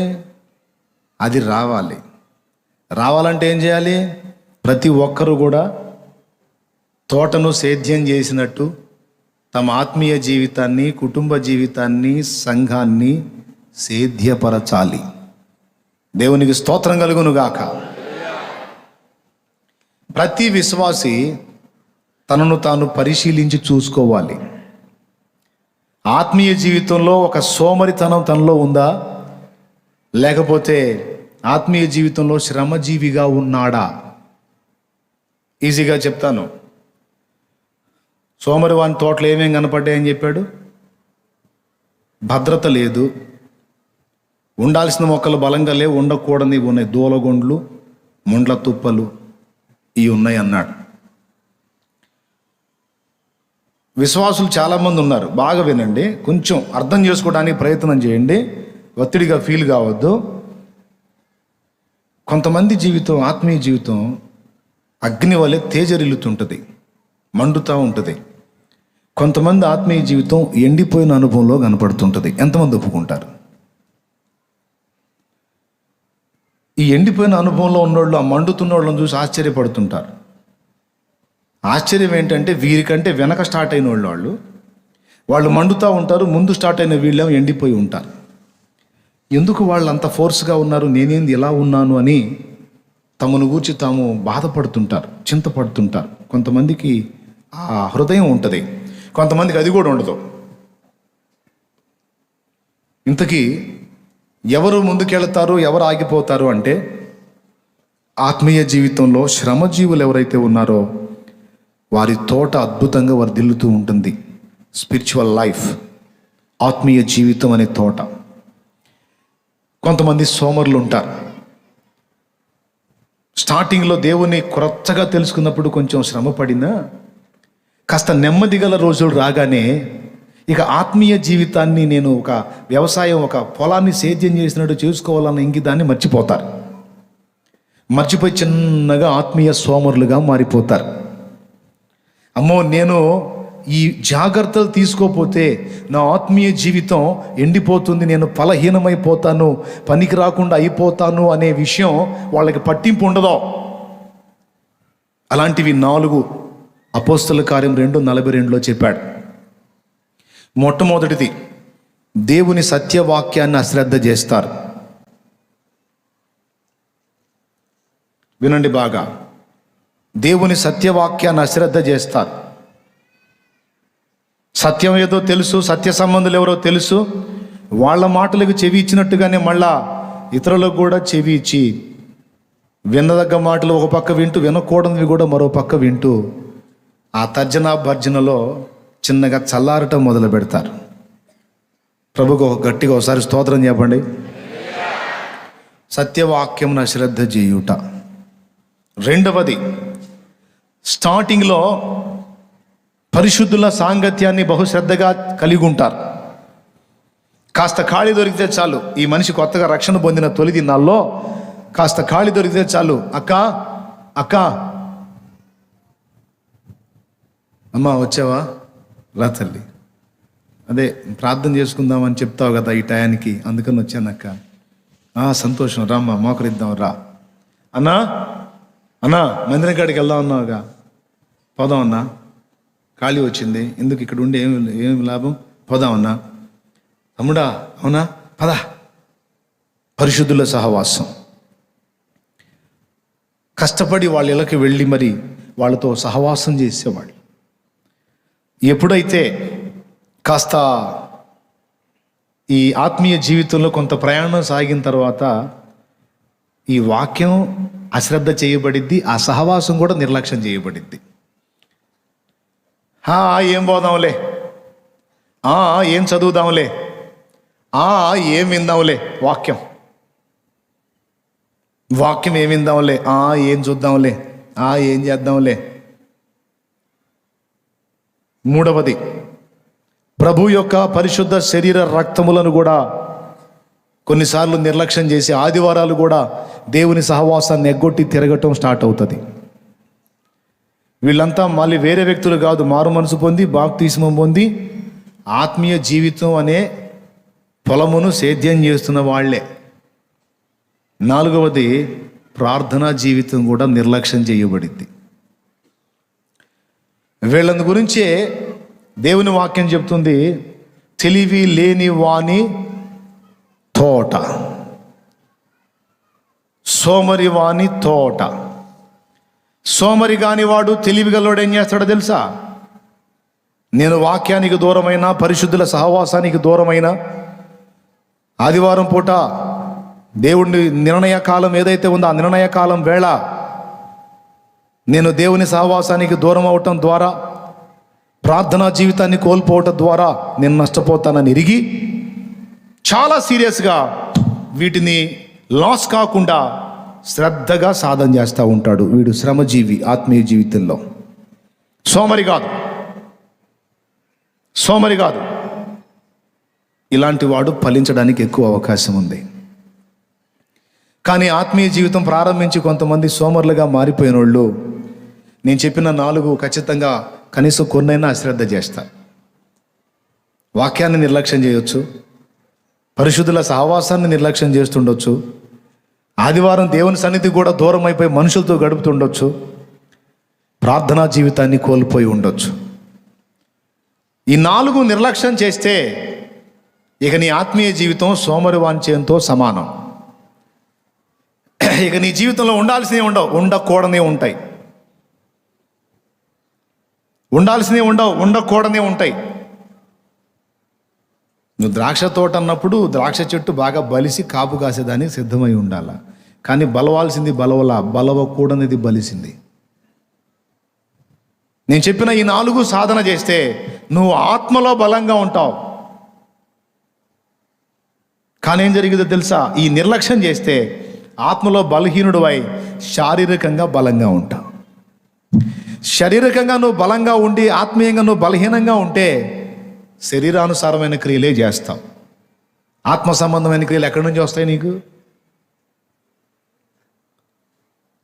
నేను ఇద్దరం ఫైటింగ్కి దిగాం అనుకోండి, లేకపోతే ఆ చిన్నోడు, అరే బాబు లేరా నాన్న, కొద్దిలే నాన్న,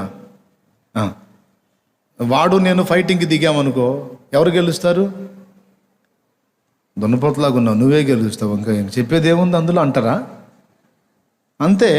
ఇప్పుడు వాడున్నాడు, వాడెంత బలహీనుడు, నేను బలవంతుడు. ఎవడు బలంగా ఉంటే వాడే గెలుస్తాడు.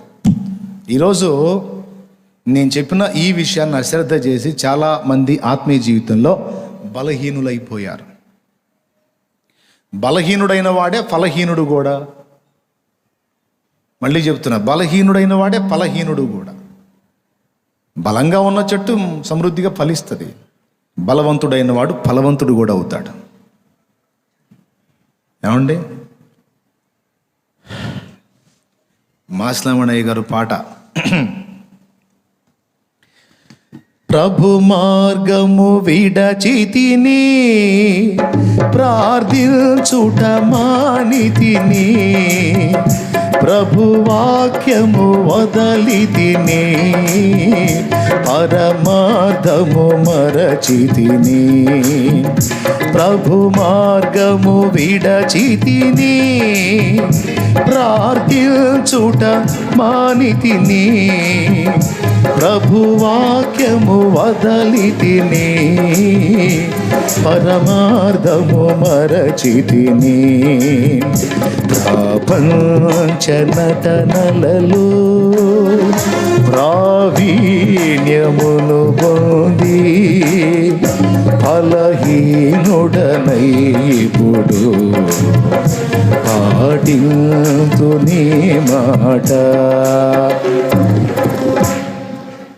ఎంత యథార్థవంతుడో చూడండి ఆయన. ఎవరు? మాస్లమణయ్య గారు. ఎంత యథార్థవంతుడో చూడండి. యేసయ్యతో యథార్థంగా చెబుతున్నాడు. ఏమని?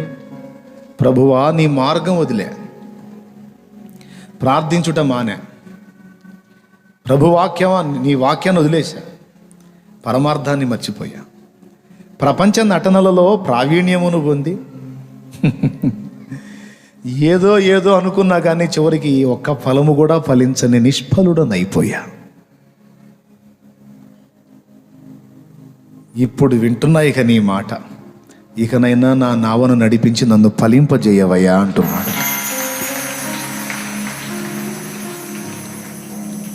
నడిపించు నా నావా నడి సంద్రమున దేవా, నవ జీవన మార్గమున నా జన్మ తరియింప. ఫలహీనుడిని అయిపోయానయ్యా, ఒప్పుకుంటున్నాడు. ఎప్పుడు ఆత్మీయ జీవితంలో బలహీనులం అవుతామో అప్పుడే ఫలహీనులం అవుతాం. ఫలహీనులుగా ఉంటానిగా మనల్ని పిలిచింది, ఫలవంతులుగా ఉంటానిగా. చెప్పండి అందరూ, ఏవంతులు? బలవంతులా బలహీనులా? సేవకుడా నీ భాగ్యమెంత గొప్పది, సేవ చేయు నీ బ్రతుకు ధన్యమైనది. సేవకుడా నీ భాగ్యమెంత గొప్పది, సేవ చేయు నీ బ్రతుకు ధన్యమైనది. బలవంతునిగా ఉండుమా, క్రీస్తు యేసు కృపతో నిండుమా. బలవంతునిగా ఉండుమా, క్రీస్తు యేసు కృపతో నిండుమా. సేవకుడా నీ భాగ్యమెంత గొప్పది, సేవ చేయు నీ బ్రతుకే ధన్యమైనది. నేను చెప్పిన ఈ 4 విషయాల్లో జాగ్రత్తగా సాధన చేసుకుంటే నీ తోటలో ముళ్ళ తుప్పలు మొలవు, నీ తోటలో దూలగుండి జిలాకు చేష్టలు ఉండవు.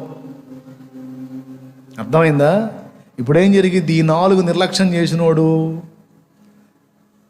స్పిరిచువల్గా బలహీనుడైపోయి శారీరకంగా బలవంతుడైపోతాడు. శరీరం ఎప్పుడైతే బలం ఉంటుందో ఇక ముళ్ళ తుప్ప బలిసినట్టే. ముళ్ళు మంచి చేస్తాయా చెడ్డ చేస్తాయా? ఏ ముళ్ళన్నా దుఃఖంతో వచ్చిన ఆదరించిద్దా? ఇప్పుడు మొన్న కళ్ళు మంటలు పడుతున్నాయని నేనంటే ఎవరో తల్లి అంది, అయ్యా మల్లెపూలు మార్కెట్లో దొరుకుతాయి కదా, మల్లెపూలు తెచ్చి వాటిని కళ్ళ మీద వేసుకొని అలాగా ఉంచుకుంటే కళ్ళల్లో వేడంతా లాగేసి కళ్ళు బాగుంటాయా అని సలహా చెప్పింది. మల్లెపూల గురించి చెప్పారు కానీ ముళ్ళు గురించి ఎవరైనా చూస్తారా? అయ్యా ముళ్ళు కాసింది తెచ్చుకొని కళ్ళ మీద వేసుకుంటే ఇక గుడ్డి కళ్ళు అయిపోతాయి ఉన్న కళ్ళు. అవునా? పూలు కళ్ళకి చలువ చేస్తే ముళ్ళు కళ్ళని గుచ్చుతాయి, గుడ్డివి చేస్తాయి. ఆత్మ జీవసహితమై దేవుని సంతోషపెట్టున్నదైతే దేహము దేవుని దుఃఖపెట్టున్నది. ఆత్మానుసారమైన మనసు జీవమైతే శరీరానుసారమైన మనసు మరణం. కానీ ఏం చేద్దాం? సోమరోడు పట్టించుకోడు. అయ్యో నేను ఈ 4 అశ్రద్ధ చేయకూడదే, నేను జాగ్రత్తగా చూసుకోవాలి అనే పట్టింపు ఉండదో. తెలివి తక్కువడు మరి. ఈ రెండు నేను అంటలేదండోయ్, సొలొమోను గారు అంటున్నాడు. సోమరి వాని చేను నేను దాటి రాగా, తెలివి లేని వాని ద్రాక్ష తోట నేను దాటి రాగా అంటున్నాడు. అట్లా కాకుండా ఎప్పటికప్పుడు వ్యవసాయదారుడు సేద్యం చేసినట్టు జాగ్రత్త తీసుకుని ఈ ఆత్మ సంబంధమైన 4 విషయాలు జాగ్రత్త పడితే ముళ్ళకంపులు ఎందుకు ఉంటాయి అసలు తోటలో? ద్రాక్ష తోటలో ముళ్ళకంపులు ఎందుకు వస్తాయి? కానీ వచ్చినాయి. ఆత్మ సంబంధి జీవితంలో శరీర కార్యాలు ఎట్లా నెరవేరుతున్నాయి? కానీ నెరవేరుతున్నాయి అంటే ఏదో అశ్రద్ధ చేయబడింది. Praise the Lord. ఆత్మ సంబంధమైన కార్యాలు చేయాల్సిన జిలాగు పనులు ఎందుకు చేస్తున్నాడు? జిలాగు పనులు అంటే అర్థమైందా మీకు? అనవసరంగా తగిలించుకొని గీక్కునే పనులు. ఎందుకురా ఇట్లా చేసావంటే ఏం చేద్దామని అనుకోకుండా అలా జరిగిపోయింది. ఎందుకమ్మా ఇలా చేసావు, ఏం చేద్దాం అనుకోకుండా అలా జరిగిపోయింది. ఇప్పుడు ఏమవుతుంది? మెడక తగులుకుంది.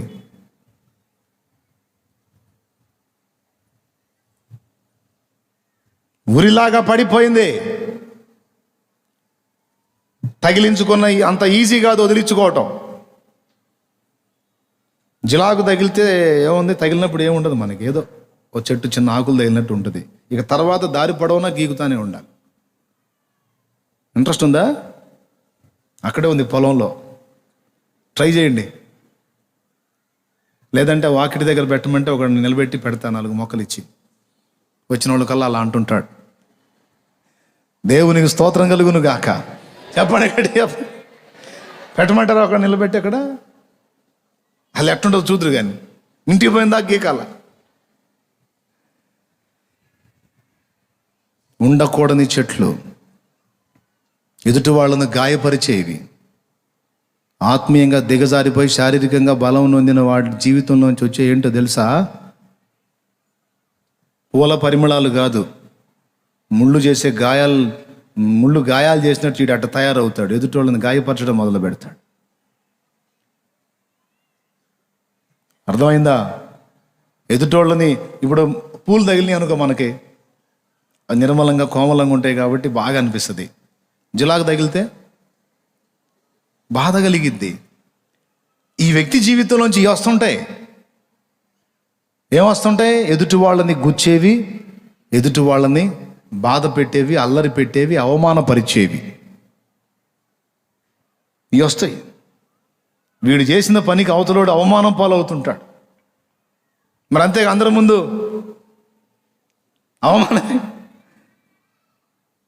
అవమానం కలిగించడానిక మనల్ని దేవుడు పిలిచింది? అవతల వాళ్ళని గుచ్చి గాయపరచడానిక దేవుడు మనల్ని పిలిచింది? ముళ్ళలాగా పిలిచాడా, మళ్ళీ పూలలాగా పిలిచాడా మనల్ని? కాళ్ళ క్రింద నలిగిన గాని మల్లె పరిమళం మారేనా, తిరిగిన గాని బంగారపు వెల తరిగేనా. కాళ్ళ క్రింద నలిగిన గాని మల్లె పరిమళం మారేనా, మెలికలిన్ని తిరిగిన గాని బంగారపు వెల తరిగేనా. మనుషులెంత గాని మనసు గాయపరచిన గాని, మనుషులెంత నవ్విన గాని మనసు గాయపరచిన గాని, యేసు మనసులో నీ స్థానం ఎన్నడైనా మారేనా, ప్రభువు నిన్ను వీడే. దేవునికి మహిమ. సువాసన పరిమళం వెదజల్లే పువ్వులాగా నిన్ను పిలిచాడా, లేదా ముళ్ళులాగా పిలిచాడా? కానీ నేను చెప్పినట్టుగా సోమరితనం అనేది కనపడదు, కానీ మన ద్రాక్ష తోటను నాశనం చేసే పెద్ద గుంటనక్కది. అర్థమైందా? సహాయము చేసి నక్కలను పట్టుకునుడి, సహాయం చేసి గుంట నక్కలను పట్టుకునుడి అన్నాడు. పరమగీతం 2:15. ఏంటా నక్క తెలుసా? సోమరితనం. ఏముందిలే అనుకోవటం. ఏమండి, ఉతకం మీద తలుపు తిరుగును, పడక మీద సోమరి తిరుగును. తెల్లవారుజాము లేచి మోకాళ్ళు వేయటం మానేస్తాడు. ఆ పడక మీద పురులాడుతూ ఉంటారు, అటు తిరుగుదాం ఇటు తిరుగుదామని. అది కూడా బైబిల్లోనే, సామెతలోనే రాశాడు. సుఖం. నిద్రపోతారా రాత్రి ఆ పెందల కాడ బండుకొని తెల్లవాదులు నిద్రపోతారా? నిద్ర లేచి అప్పుడు కాళ్ళు చేతులు మొహం కడుక్కొని వెళ్ళి మోకాళ్ళు వేసి కనిపెట్టడం చేయరు. నిద్ర లేచి కూడా అటు పొరలను ఇటు పొరలను సెల్లు తీసుకోను, ఇక తిప్పుతా చూడను.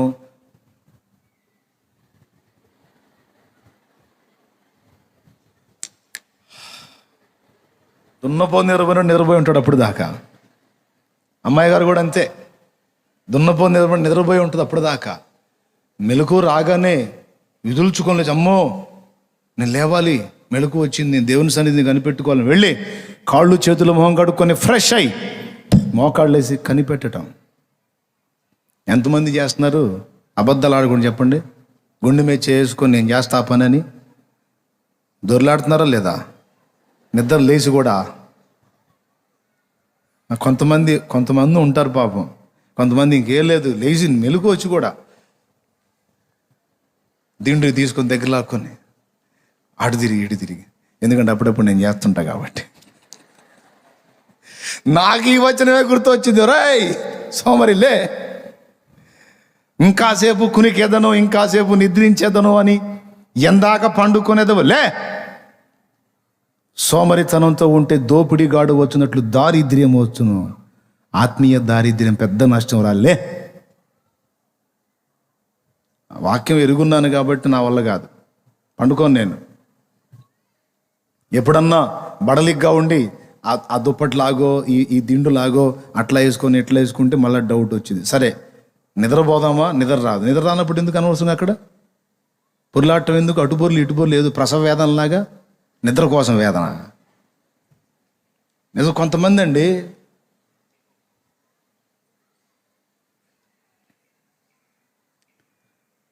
దైవజనుడు ఒక విషయం చెప్పాడు. ఆయన దగ్గరికి ఒక ఆమె వచ్చిందంట. ఏడ కోటం పెడితే ఆడకు వస్తుందంట. వచ్చి, అయ్యా నాకు నిద్ర పట్టట్లా, ప్రార్థన చేయంటుందంట.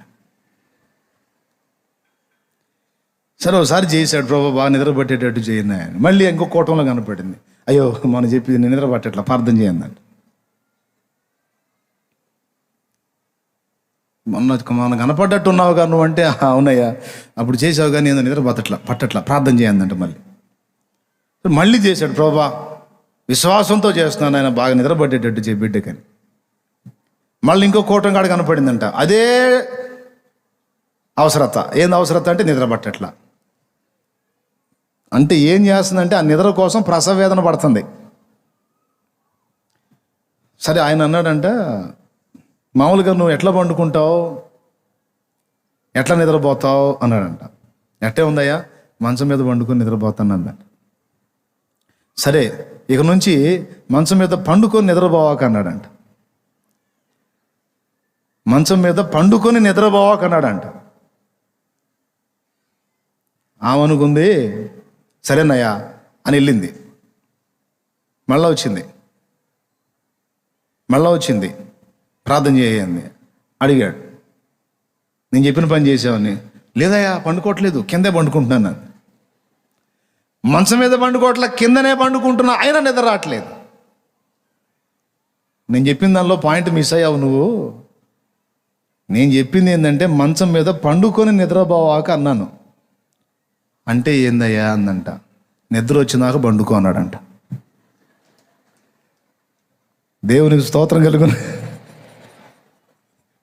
అర్థం కలదు మీకు? నిద్ర రాకుండా ఎందుకు పండుకుంటున్నావు దెయ్యమోహం దాన్న? నిద్ర వచ్చిందాక పండుకో.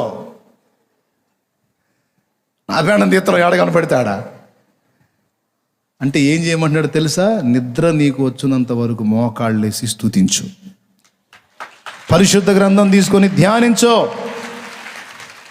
ప్రభువుని పాటలతో కీర్తించో.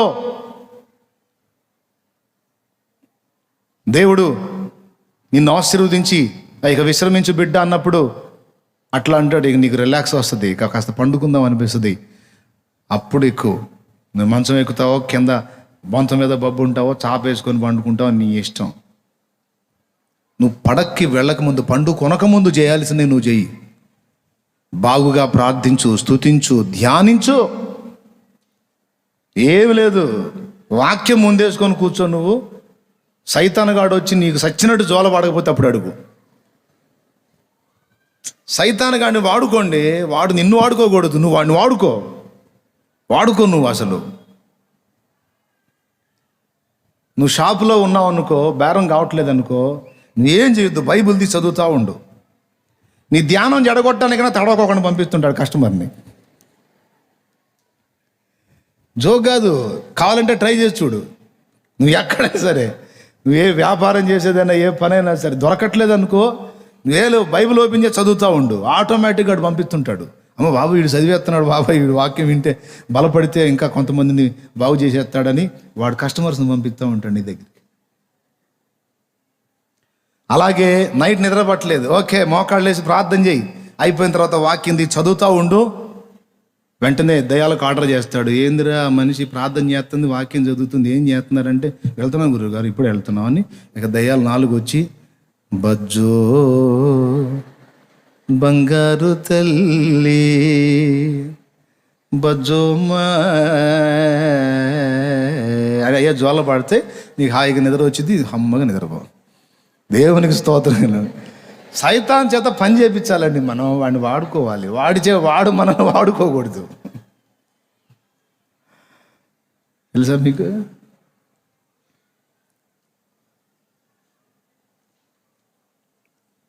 నేను చూశాను, దావీదు పాషా గారికి సువార్త చెప్పడానికి ఆయన చిల్లర కొట్టు, ఆ కొట్లో కూర్చొని వ్యాపారం చేస్తూ ఉంటాడు. నేను అతనికి సువార్త చెప్పాలి. నేను పోయి కూర్చోగానే అప్పటిదాకా ఈగలు దాల్తూ ఉంటాడు ఆయన. నేను పోయి కూర్చోగానే ఇక వరుస పెడతారు ఒక్కొక్కడు. అన్నా నాకు ఫలానాది కావాలా, సరే నేను చెప్పేది ఆపుతా. సరే ఆ మనిషికి ఇచ్చినాక, సరుకులు ఇచ్చినాక, వెళ్ళిపోయినాక చెబుదాంలే అని ఆ మనిషి బాగానే ఇంకొక మనిషి వస్తారు. ఎప్పటిదాకంటే ఇక నాకు అతనికి చెబుదామన్న ఫీల్ మొత్తం పోయిందాక వస్తూనే ఉంటారు. నాకు ఇసుగు బట్టి, బ్రదరు అతని పేరు వెంకటేశ్వర్లు, అయ్యా వెంకటేశ్వర్లు మళ్ళీ ఒకసారి వస్తాలే, వాళ్ళకి ఏందో ఎండి చేపలు ఉప్పు చేపలు అన్న చూడయ్యా నేను పోతున్నాను లేచిపోయేవాడిని. గొడవ తడవకోళ్ళు వస్తారు, అయ్యి అడుగుతారు, ఏ రకరకాలు అడుగుతాను, నా చిరాకు పడతాను. నేను ఆత్మను రక్షిద్దామని పోతే బేరం. మనోడు ఆలోచించాడు, ఆయన వచ్చి కూర్చుంటే బేరం తెగొస్తుందని. దేవునికి స్తోత్రం. అతని కోణం ఏంటి, దేవుడు ఆశీర్వదించి ఆయన వచ్చి కూర్చుంటే పంపిస్తున్నాడు అన్నట్టు ఆయన ఫీలింగ్ ఏమో. కానీ దేవుడు పంపించవచ్చు, అది వేరే సంగతి. కానీ నేను అతనికి చెప్పే మాటలు అతనికి ఎక్కకుండా చేయటానికి సైతాను కూడా ఆ పని చేస్తాడు. వాళ్ళకి అవసరాలు పుట్టించి రేపు పంపిస్తాడు. ఎందుకంటే నేను చెప్పే మాటలు అతనికి వినపడకుండా. ఇప్పుడు మాటలు అయితే వినపడట్లేదు, కానీ బేరం అవుతుందా లేదా? సచ్చినట్టు సైతాను గారు సర్వీస్ చేస్తున్నాడు. ఇల్లు తిరిగి మాట్లాడుతున్నాడు, నువ్వమ్మా నువ్వు పోయి ఫలానా తెచ్చుకోపో, అయ్యా నువ్వు పోయి ఫలానా తెచ్చుకోపో. చేపించండి వాడి చేత పని. వాడు వర్క్ చేయాలంటే మనం దేవునితో అంటు కట్టబడాలి, దేవుని గదిలించాలి. ఇక అప్పటి నుంచి ఇక ఆ పని చేయటం మొదలుపెట్టి కనపడలేదంట, ప్రార్థన చేయయ్యా అని. ఇంకేం కనిపెట్టి చెబుతాడు, ఇక చెప్పేశాడుగా, నిద్ర వచ్చిందాక పండుకొని.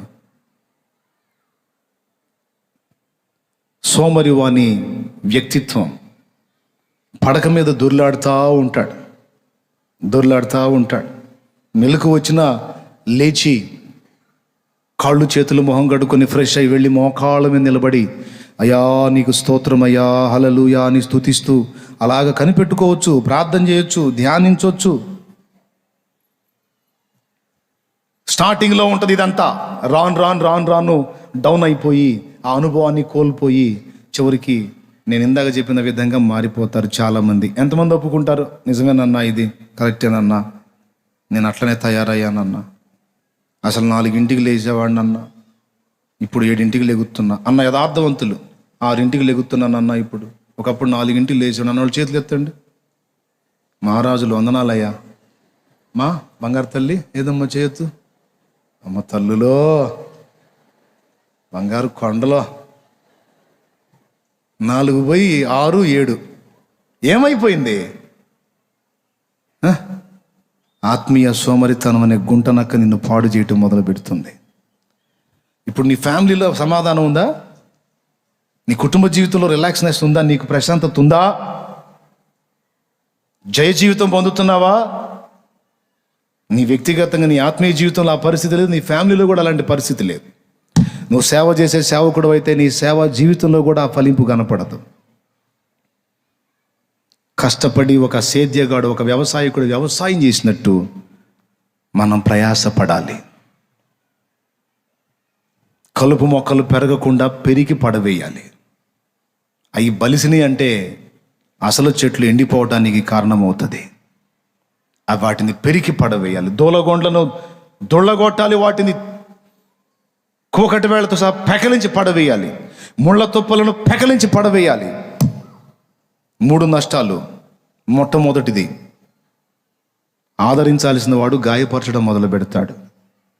రెండవది, ఎదుటి వాళ్ళని కాపాడాల్సిన వాడు ఎదుటి వాళ్ళకి సమస్యగా మారుతాడు, సమస్యగా మారుతుంది. మూడవది, రాతి గోడ పడి ఉండెను అంటే భద్రత కోల్పోతారు. ఈ పర్సన్కి భద్రత ఉండదు, ఆ ఫ్యామిలీకి భద్రత ఉండదు, ఆ సంఘానికి కూడా భద్రత ఉండదు. సోమరితనంతో ఉన్న వ్యక్తి, సోమరితనంతో నిండి ఉన్న కుటుంబం, సోమరితనం కలిగిన నాయకుడిని కలిగిన సంఘం. చెవులు గలవాడు దేవుని స్వరమును వినుగాక. మళ్ళా చెప్తున్నాను, సోమరితనం నిండిన వ్యక్తి తన ఆత్మీయ జీవితంలో బలహీనుడుగా ఉంటాడు. అలాగే అలాంటి మనస్తత్వం కలిగిన వ్యక్తులు ఉన్న కుటుంబం, అది కూడా ఆ చేనులాగానే ఉంటుంది. అలాంటి నాయకుడిని కలిగిన సంఘం కూడా అంతే దరిద్రంగా తయారైంది. మరి ఇప్పుడు ఏం చేయాలి? దేవుడు ఏం ఆశిస్తున్నాడు? అలాగుండిపోమనా, లేకపోతే ఫలించే చెట్ల వలె ఉండమనా? మరి ఫలించే చెట్లుగా మారాలంటే ఏం చేయాలా? వాటన్నిటినీ పెరికి పడవేయాల. సహాయము చేయండి. సహాయము చేసి గుంట నక్కల్ని పట్టుకోమన్నాడు. అంటే అర్థం ఏంటో తెలుసా? నీవు కోఆపరేషన్ చేయకుండా దేవుడు చేయలేడు. నువ్వు ఏకాంతంగా వేకువనే లేచి ఆయనకు అందుబాటులోకి వస్తే ఆయన తన జీవాన్ని నీకు నింపి ఆత్మను బలపరిచే పని ఆయన మొదలు పెడతాడు. ఆత్మను శక్తివంతం చేసే పని ఆయన మొదలు పెడతాడు. నువ్వు ఆయనకు అందుబాటులోకి రావాలి, నీ కుటుంబాన్ని అందుబాటులోకి తేవాలి, సేవకుడు ఆ సంఘాన్ని కూడా అందుబాటులోకి తేవాలి, నువ్వు కూడా అందుబాటులోకి రావాలి దేవునికి. అప్పుడు దూలగొండ్లు, ముళ్ళ తుప్పలు ఆ కుటుంబంలో, ఆ వ్యక్తిలో, ఆ సంఘంలో లేకుండా శుద్ధిపరచబడతాయి. పడిపోయిన రాతి కూడా దేవుడు తిరిగి నిర్మించి నీకు, సంఘానికి, కుటుంబానికి భద్రత ఇస్తాడు. లేకపోతే ఎంత ప్రమాదమో తెలుసా? మనం ఆలోచన చేయాలి ఈ విషయాన్ని. ఈ జాగ్రత్తలు తీసుకోకుండా ఉద్యోగం రావాలని ఎన్ని ప్రార్థనా కూటాలు పెట్టినా రాదండి. ఉద్యోగం రావాలని ఎన్ని ఉద్యోగ ప్రసంగాలన్నీ ఎర్రికేకలేసి ప్రసంగాలు చేసినా రాదండి. నేను చెప్పినట్టుగా ప్రతి వ్యక్తి తన ఆత్మీయ జీవితాన్ని జాగ్రత్తగా సరిచేసుకోవటం మొదలు పెట్టాలి. తన కుటుంబాన్ని భద్రం చేయటం మొదలు పెట్టాలి. కుటుంబంలో నలుగురు ఉంటే నలుగురు సోంబేర్లు, సోమరులుగా ఉండకూడదు. కనీసం ఒక్కళ్ళన్నా శ్రమజీవి వలె ఉండాలి. కొన్ని కుటుంబాలు ఉంటాయి, అందరే తిండిపోతులు, పండుబోతులు. ఏమనుకోవాకండి, ఏమన్నా అనుకుంటారా? అనుకోండి, నేనేం ఫీల్ కాను. తిండిపోతులు తిండి అయితే మాత్రం ఎగబడి తింటుంటారు, ఐక్యంగా తింటుంటారు, రకరకాలు తింటుంటారు. తింటారా? దున్నపోతులు నిద్రపోతుంటారు. మిమ్మల్ని కాదు, అలా నిద్రపోయే వాళ్ళని. పగలు నిద్రే, నైటు నిద్రే, ఇక నిద్రే నిద్ర. తిండిపోతులు, నిద్రపోతులు, పండుబోతులు. ఏదన్నా చేద్దామంటే ఒళ్ళొంచరు. మరీ ఇలా సుఖమరిగిన వాళ్ళు ఎట్ట తయారవుతారంటే, సన్నం కూడా ఏందో ఎక్కువ నవ్వలేకపోతున్నాను, దీనికి కూడా ఏదన్నా మిషన్ వస్తే బాగుండు, అదే నవిలి. అంత దరిద్రంగా తయారవుతారన్నమాట. దేవుడు మనల్ని శ్రమపడుటకు పిలిచాడు. అర్థమైందా? సోమరులంగా, ఖాళీగా, ఏ పనులు లేకుండా, ఏ బాధ్యతలు లేకుండా ఉండే సోంబేరులాగా, సోమరులాగా మనల్ని పిలవలా. అసలు ఆదాము చేసినప్పుడు కూడా కష్టపడు బాబు అని చెప్పాడు ఆదాముకి. ఖాళీగా ఉండొద్దు, ఖాళీగా ఉంటే తేడా పడతారు, వర్క్ చేయండి, ఏదో ఒకటి చేస్తూ ఉండండి, శ్రమ పడండి అని చెప్పాడు. పౌలు తిమోతితో చెప్పాడు, నా కుమారుడా శ్రమ పడుము, సువార్తికుని పని చేయుము అని. శ్రమ పడాలి, అన్ని విధాలా మంచిది, ఆరోగ్యానికి మంచిది, ఆత్మీయ జీవితానికి కూడా మంచిది. ఈ పాపిష్య శరీరాన్ని బాగా ముప్పోట్ల మేపి వెరైటీలు చేసుకొని, అవి చేసుకొని, ఈ చేసుకొని, అవి తెచ్చుకొని, ఈ తెచ్చుకొని బాగా తిని, దీన్ని బాగా మేపి దీనికి ఏ మాత్రం కొదువు లేకుండా బాగా నిద్రపుచ్చితే కొవ్వెక్కి ఇక మామూలుగా మిడిసిపడిద్దా? ఉన్నమాట చెబుతున్నాను నేను, మీకు కోపం వచ్చిద్దేమో. వస్తే మాత్రం ఏం చేద్దాం?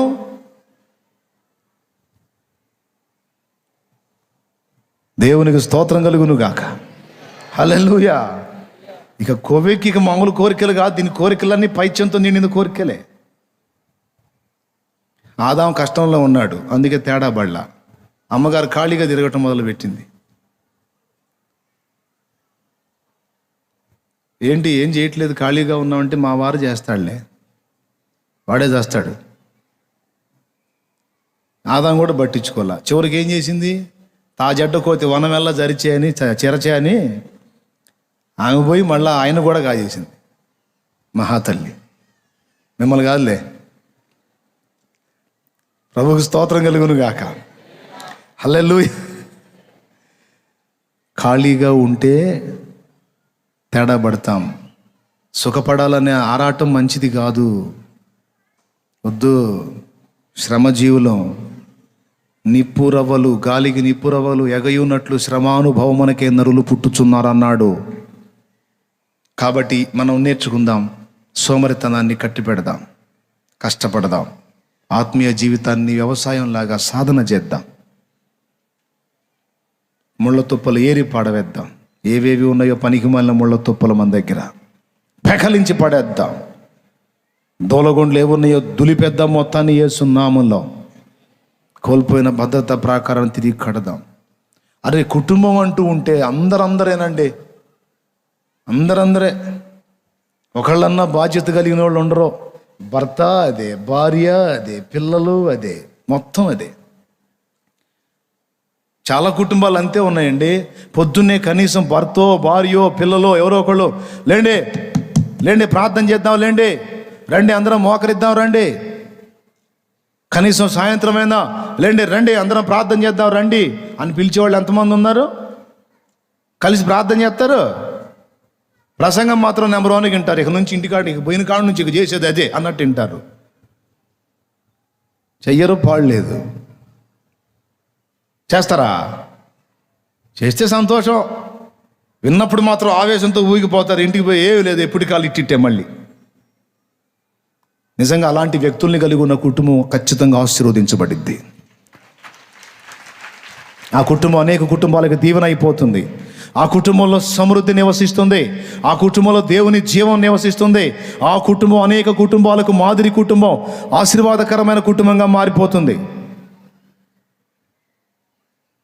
కొన్ని కుటుంబాల్లో చూస్తాను, లెగుస్తారు పొద్దున్నే రకరకాల చేష్టాలు చేస్తూ ఉంటారు.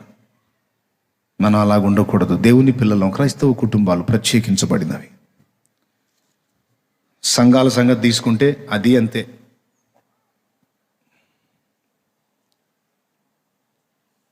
ఏకాంత ప్రార్థన అనుభవాలు నేర్పరు, దేవునితో వ్యక్తిగత సహవాసం నేర్పరు.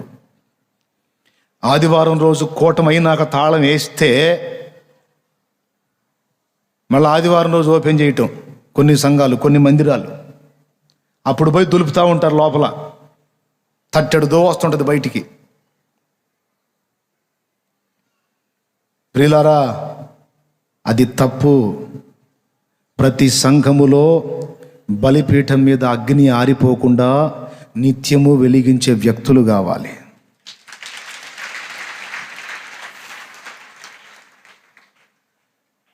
ఎక్కడ? బలిపీఠం మీద అగ్ని. నిత్యము వెలిగించే వ్యక్తులు కావాలి. అలా తయారు చేయాలి బిడ్డల్ని. ముగిస్తున్నానండి నేను.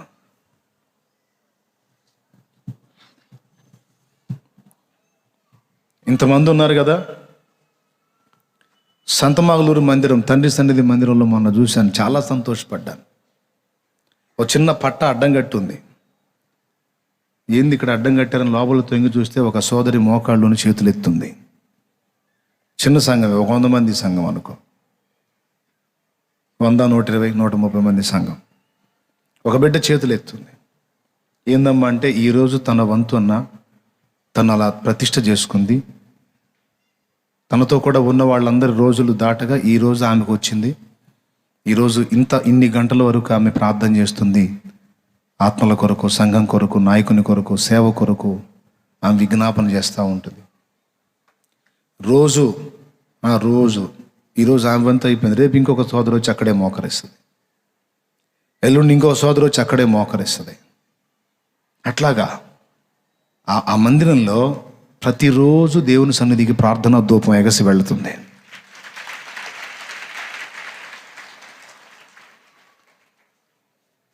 తలుపులు పెట్టి మూసేస్తూ ఉంటారు మందిరాలని. నాకు చిరాకు అట్లా. గోడలు కట్టి ఫుల్గా ప్యాక్ చేసిన, తలుపులు వేసి తాళం వేసిన చిరాకు. వేయకూడదు అట్లా. సన్నిధి, దేవుని సన్నిధి నిత్యము తెరవబడి అనేకులు అందులో ప్రార్థనా ధూపం వేయాలి. అలాగా బిడ్డల్ని తయారు చేయాలి. ప్రార్థనా పరులుగా, వాక్య ధ్యానాసక్తి పరులుగా, దేవుని సన్నిధిని ప్రేమించి, కొంచెం ఖాళీ దొరికినా వచ్చి నేను దేవుని మందిరంలో గడపాలి అనే ఆరాటం కలిగిన బిడ్డల్ని తయారు చేయాలి ఆత్మీయ నాయకుడు. అలాంటి భారభరితమైన వ్యక్తులను తయారు చేయలేకపోతే అది సోమరి వాని చేను. ఆ భారం బిడ్డల్లోకి రావాలంటే ముందు ఆత్మీయ నాయకుల్లో ఆ లక్షణాలు ఉండాలి. ఆయన అలా కనపడితే అప్పుడు బిడ్డలు అలా తయారవుతారు. ఆత్మీయ నాయకుడు అలా కనపడకపోతే బిడ్డలు అలా తయారు కారు.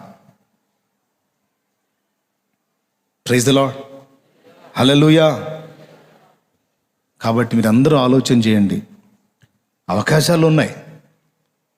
సన్నిధిలో చక్కగా రోజు కొంత సమయం ప్రార్థన చేయడానికి వంతుల చొప్పున ఒక్కొక్కరు నిర్ణయించుకోవచ్చు. పరిశుద్ధుల సహవాసం, ప్రార్థనా జీవితం, వాక్య ధ్యానం, ఆదివారం, శుక్రవారం దేవుని సన్నిధిని పోగొట్టుకోకుండా భద్రం చేసుకోవటం, ఇవన్నీ మనం కేర్ఫుల్గా ఉండాలి.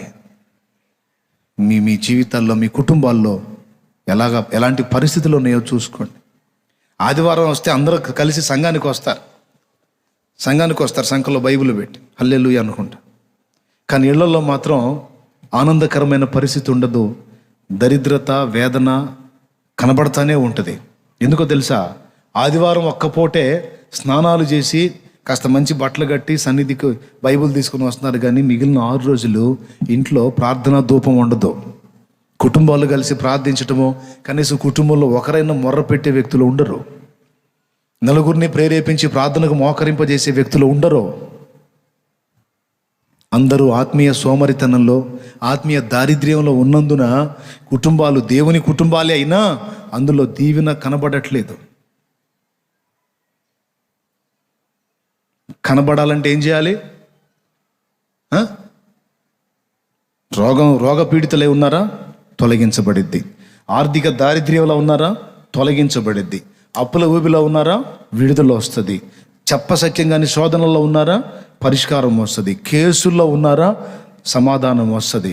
జోక్ కాదు నేను చెప్పేది, నిజం. దేవుడు చేస్తాడు. ఎప్పుడు?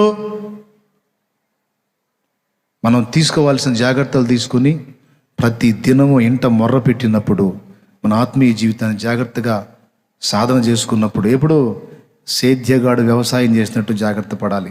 రండి, మోకాళ్ళ మీదకి రండి, మనందరం ప్రార్థన చేసుకుందాం.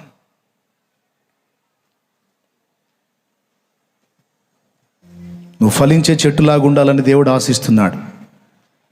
నీ కుటుంబం, ఒక చిన్న వచనం చూపిస్తా, చివరిగా చూస్తారా ఈ సందర్భంగా? అన్న, ఫలించుట అంటే ఆత్మ ఫలము కదా. ఫలించుట అంటే నువ్వు ఆత్మీయ బిడ్డల్ని కనటం అంటున్నావు. దానికి లేఖనాధారం ఏమిటి అంటే 128వ కీర్తన 3వ వచనం నుంచి ఒకసారి చూడండి. నీ లోగిట నీ భార్య ఫలించు ద్రాక్షవల్లి వలె నుండును, ఆ, నీ భోజనపు బల్ల చుట్టూ నీ పిల్లలు ఒలీవ మొక్కల వలె నుందురు. అదిగో చూడండి, భార్యను ఏమన్నాడు? ఫలించు ద్రాక్షవల్లి అన్నాడు. భార్యను ఫలించు ద్రాక్షవల్లి అని భార్య తర్వాత వెంటనే ఏం తీసుకొస్తున్నాడు? పిల్లలు అన్నాడు. దేవునికి స్తోత్రం కలుగును గాక. నీలోగిట నీ భార్య ఫలించు ద్రాక్షవల్లి వలె ఉండును అని తర్వాత ఏమంటున్నాడు? నీ పిల్లలు నీ భోజనపు బల్ల చుట్టూ ఒలీవ మొక్కల వలె ఉందురు అన్నాడు. భార్య ఫలించింది అంటే పిల్లల్ని కన్నది అని అర్థం. విశ్వాసి ఫలించాడు అంటే ఆత్మీయ సంతానాన్ని కన్నాడు అని అర్థం. సరిపోతుందా? స్తోత్రం చెప్పండి గట్టిగా, స్తోత్రం చెప్పండి. వరుసగా 128వ కీర్తన మొత్తం చదువు తల్లి. యెహోవా యందు భయభక్తులు కలిగి ఆయన త్రోవల యందు నడుచు వారందరూ ధన్యులు. నిశ్చయముగా నీవు నీ చేతుల కష్టార్జితమును అనుభవించెదవు. ఎప్పుడు? ఆయన త్రోవల్లో నడుచుకుంటే, నేను చెప్పిన విషయాలు వింటే. ఇప్పుడు నేను చెప్పా, కొంతమందికి ఉంటుంది అమ్మాయి జాగ్రత్త పడాల్సిందే అని. కొంతమంది కూర్చున్నాళ్ళలో కూడా కొంతమంది ఏమనుకోవాకండి, ఏంది ఇంకా వదలట్లేదా, వీళ్ళ గురించి నేను అసలు స్టార్ట్ చేసింది అట్ట అనుకునే వాళ్ళు కూడా ఉంటారు. వాళ్ళు బాగుపడరు. ఆయన ఏం చెబుతున్నాడు, ఇంతసేపు మొత్తుకున్నాడు, ఇందులో ఏంది నేను తెలుసుకోవాల్సింది అనుకున్నాడు, బాగుపడతాడు. నేను చెప్పిన విషయాలు జాగ్రత్త పడి ప్రతిదినం దేవుని వాక్యం నీ ఇంట వినబడినట్లు ప్రార్థనా జీవితం కలిగి ఉండి పరిశుద్ధుల సహవాసంలో ఉండి దేవుని సన్నిధి సహవాసం ఆదివారం శుక్రవారం ఏ సమయం అయితే నిర్ణయించబడిందో ఆ సమయాన్ని గౌరవించి కలుస్తూ నీ భక్తి జీవితాన్ని జాగ్రత్తగా నువ్వు సాధన చేసుకుంటే ఇదిగో ఈ దీవెనలన్నీ నీకు. చదువు తల్లి, వరుసగా చదువమ్మా. యెహోవా యందు భయభక్తులు కలిగి ఆయన త్రోవల యందు నడుచు ఈ వారందరూ దీవెనలన్నీ నీకే. చదువు త్వరగా. నీవు ధన్యుడవు, నీకు మేలు కలుగును. ఆమేన్. నీ లోగటి నీ భార్య ఫలించు ద్రాక్షవల్లి వలె నుండును, నీ భోజనపు బల్ల చుట్టూ నీ పిల్లలు ఒలీవ మొక్కల వలె నుందురు. యెహోవా యందు భయభక్తులు గలవాడు ఇలాగూ ఆశీర్వదింపబడును. సియోనులో నుండి యెహోవా నిన్ను ఆశీర్వదించును. నీ జీవిత కాలమంతయు యెరూషలేమునకు క్షేమము కలుగుట చూచెదవు. నీ పిల్లల పిల్లలను నీవు చూచెదవు. ఇశ్రాయేలు మీద సమాధానముండును గాక. ఆమేన్. నీ పిల్లల్ని నువ్వు చూస్తావంటే అర్థం ఏంటి? నిండు ముసలితనం వరకు నీవు బ్రతికే ఉంటావు, దీర్ఘాయుష్మంతుడవు, దీర్ఘాయుష్మంతురాలు అవుతావు అని అర్థం. నీ చేతుల కష్టార్జితం పరుల పాలు కాదు, హాస్పిటల్లో వైద్యుల పాలు కాదు, పోలీస్ స్టేషన్లో పోలీసుల పాలు, లాయర్ల పాలు కాదు. నీ కష్టం మోసగాళ్ల పాలు కాదు, వంచకుల పాలు కాదు. నీ చేతుల కష్టం నువ్వే అనుభవిస్తావు. ఎప్పుడు? ఆయన త్రోవల్లో నడుచుకున్నప్పుడు, సోమరితనాన్ని కట్టిపెట్టి దేవుని మార్గంలో కష్టపడి భక్తి సాధన జాగ్రత్తగా చేసినప్పుడు. ఈరోజు కొంతమంది పరిస్థితులు ఎట్లున్నాయి?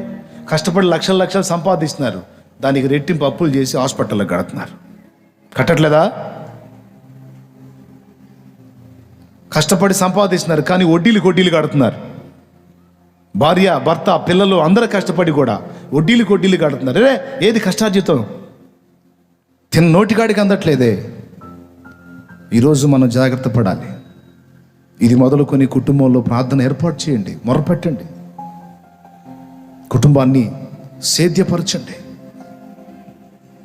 నీ చేతుల కష్టార్జితం నువ్వే తినేటట్టు దేవుడు చేయబోతున్నాడు. ఇంతవరకు నీ కష్టం పరుల పాలైపోయింది. ఎవడెవడో తిన్నాడో. ఇక నుంచి నీ చేతుల కష్టం నువ్వే అనుభవించేటట్టు నా దేవుడు చేయబోతున్నాడు. చేస్తాడు. ప్రార్థన చేయి, చదువుమా. ఏమన్నాడు ఇంకా? నీ భార్య ఫలించు ద్రాక్ష వల్లే ఉండు. పనికి మాలిన దానిలాగా ఉండదు. పనిమంతురాలాగా తయారైతే, భక్తురాలుగా నువ్వు చేయగలిగితే, నీ పిల్లలో గాలికి దూలికి తిరిగే పనికి మాలిన వెధవల్లాగా ఉండరు. భోజనపు బల్ల చుట్టూ ఒలీవ మొక్కల వలె ఉంటారట. ఒలీవ చెట్టు నుండి ఏమొస్తుండే? తైలము. దేవుని సన్నిధిని దీపం వెలిగించుటకు ప్రోక్షించబడే తైలము. దేవుని సన్నిధిని వెలిగించడానికి ఉపయోగపడే నూనెను ఉత్పత్తి చేసే దీపాలు అవుతారు బాబు నీ పిల్లలు. ఆ ఒలీవ చెట్లు అవుతారు బాబు నీ పిల్లలు అంటాడు. ఒలీవ మొక్కలు దేవదూతలతో పోల్చబడ్డారు. ఒలీవ మొక్కలు, ఇద్దరు సాక్షులు ఒలీవ మొక్కలతో పోల్చబడ్డారు ప్రకటన గ్రంథంలో. నీ భోజన బల్ల చుట్టూ నీ పిల్లలు ఒలీవ మొక్కలు అంటే దేవుని సన్నిధిని దీపం వెలగడానికి ఉపయోగపడే నూనెను ఉత్పత్తి చేసే ఒలీవ మొక్కలు. అంతేకాదు, అంత్య దినముల్లో లోకమంతటి మీదికి రాబోతున్న ఉపద్రవాల్లో క్రీస్తు కొరకు ఇద్దరు సాక్షులు వస్తారు. ఆ ఇద్దరు సాక్షులు ఒలీవ చెట్లతో పోల్చబడ్డారు. నీ పిల్లలు క్రీస్తుకు సాక్షులు అవుతారు. ఆయన సన్నిధిని దీపం వెలగడానికి కారకులు అవుతారు. ఎప్పుడు? నేను చెప్పినట్టు చేసినప్పుడు. లేకపోతే దీపాలు ఆర్పేవాళ్ళు అవుతారు. మంచి సాక్ష్యం దేవునికి సాక్షులుగా ఉండటం కాదు, దరిద్రపు సాక్ష్యాలు తెచ్చేవాళ్ళు అవుతారు.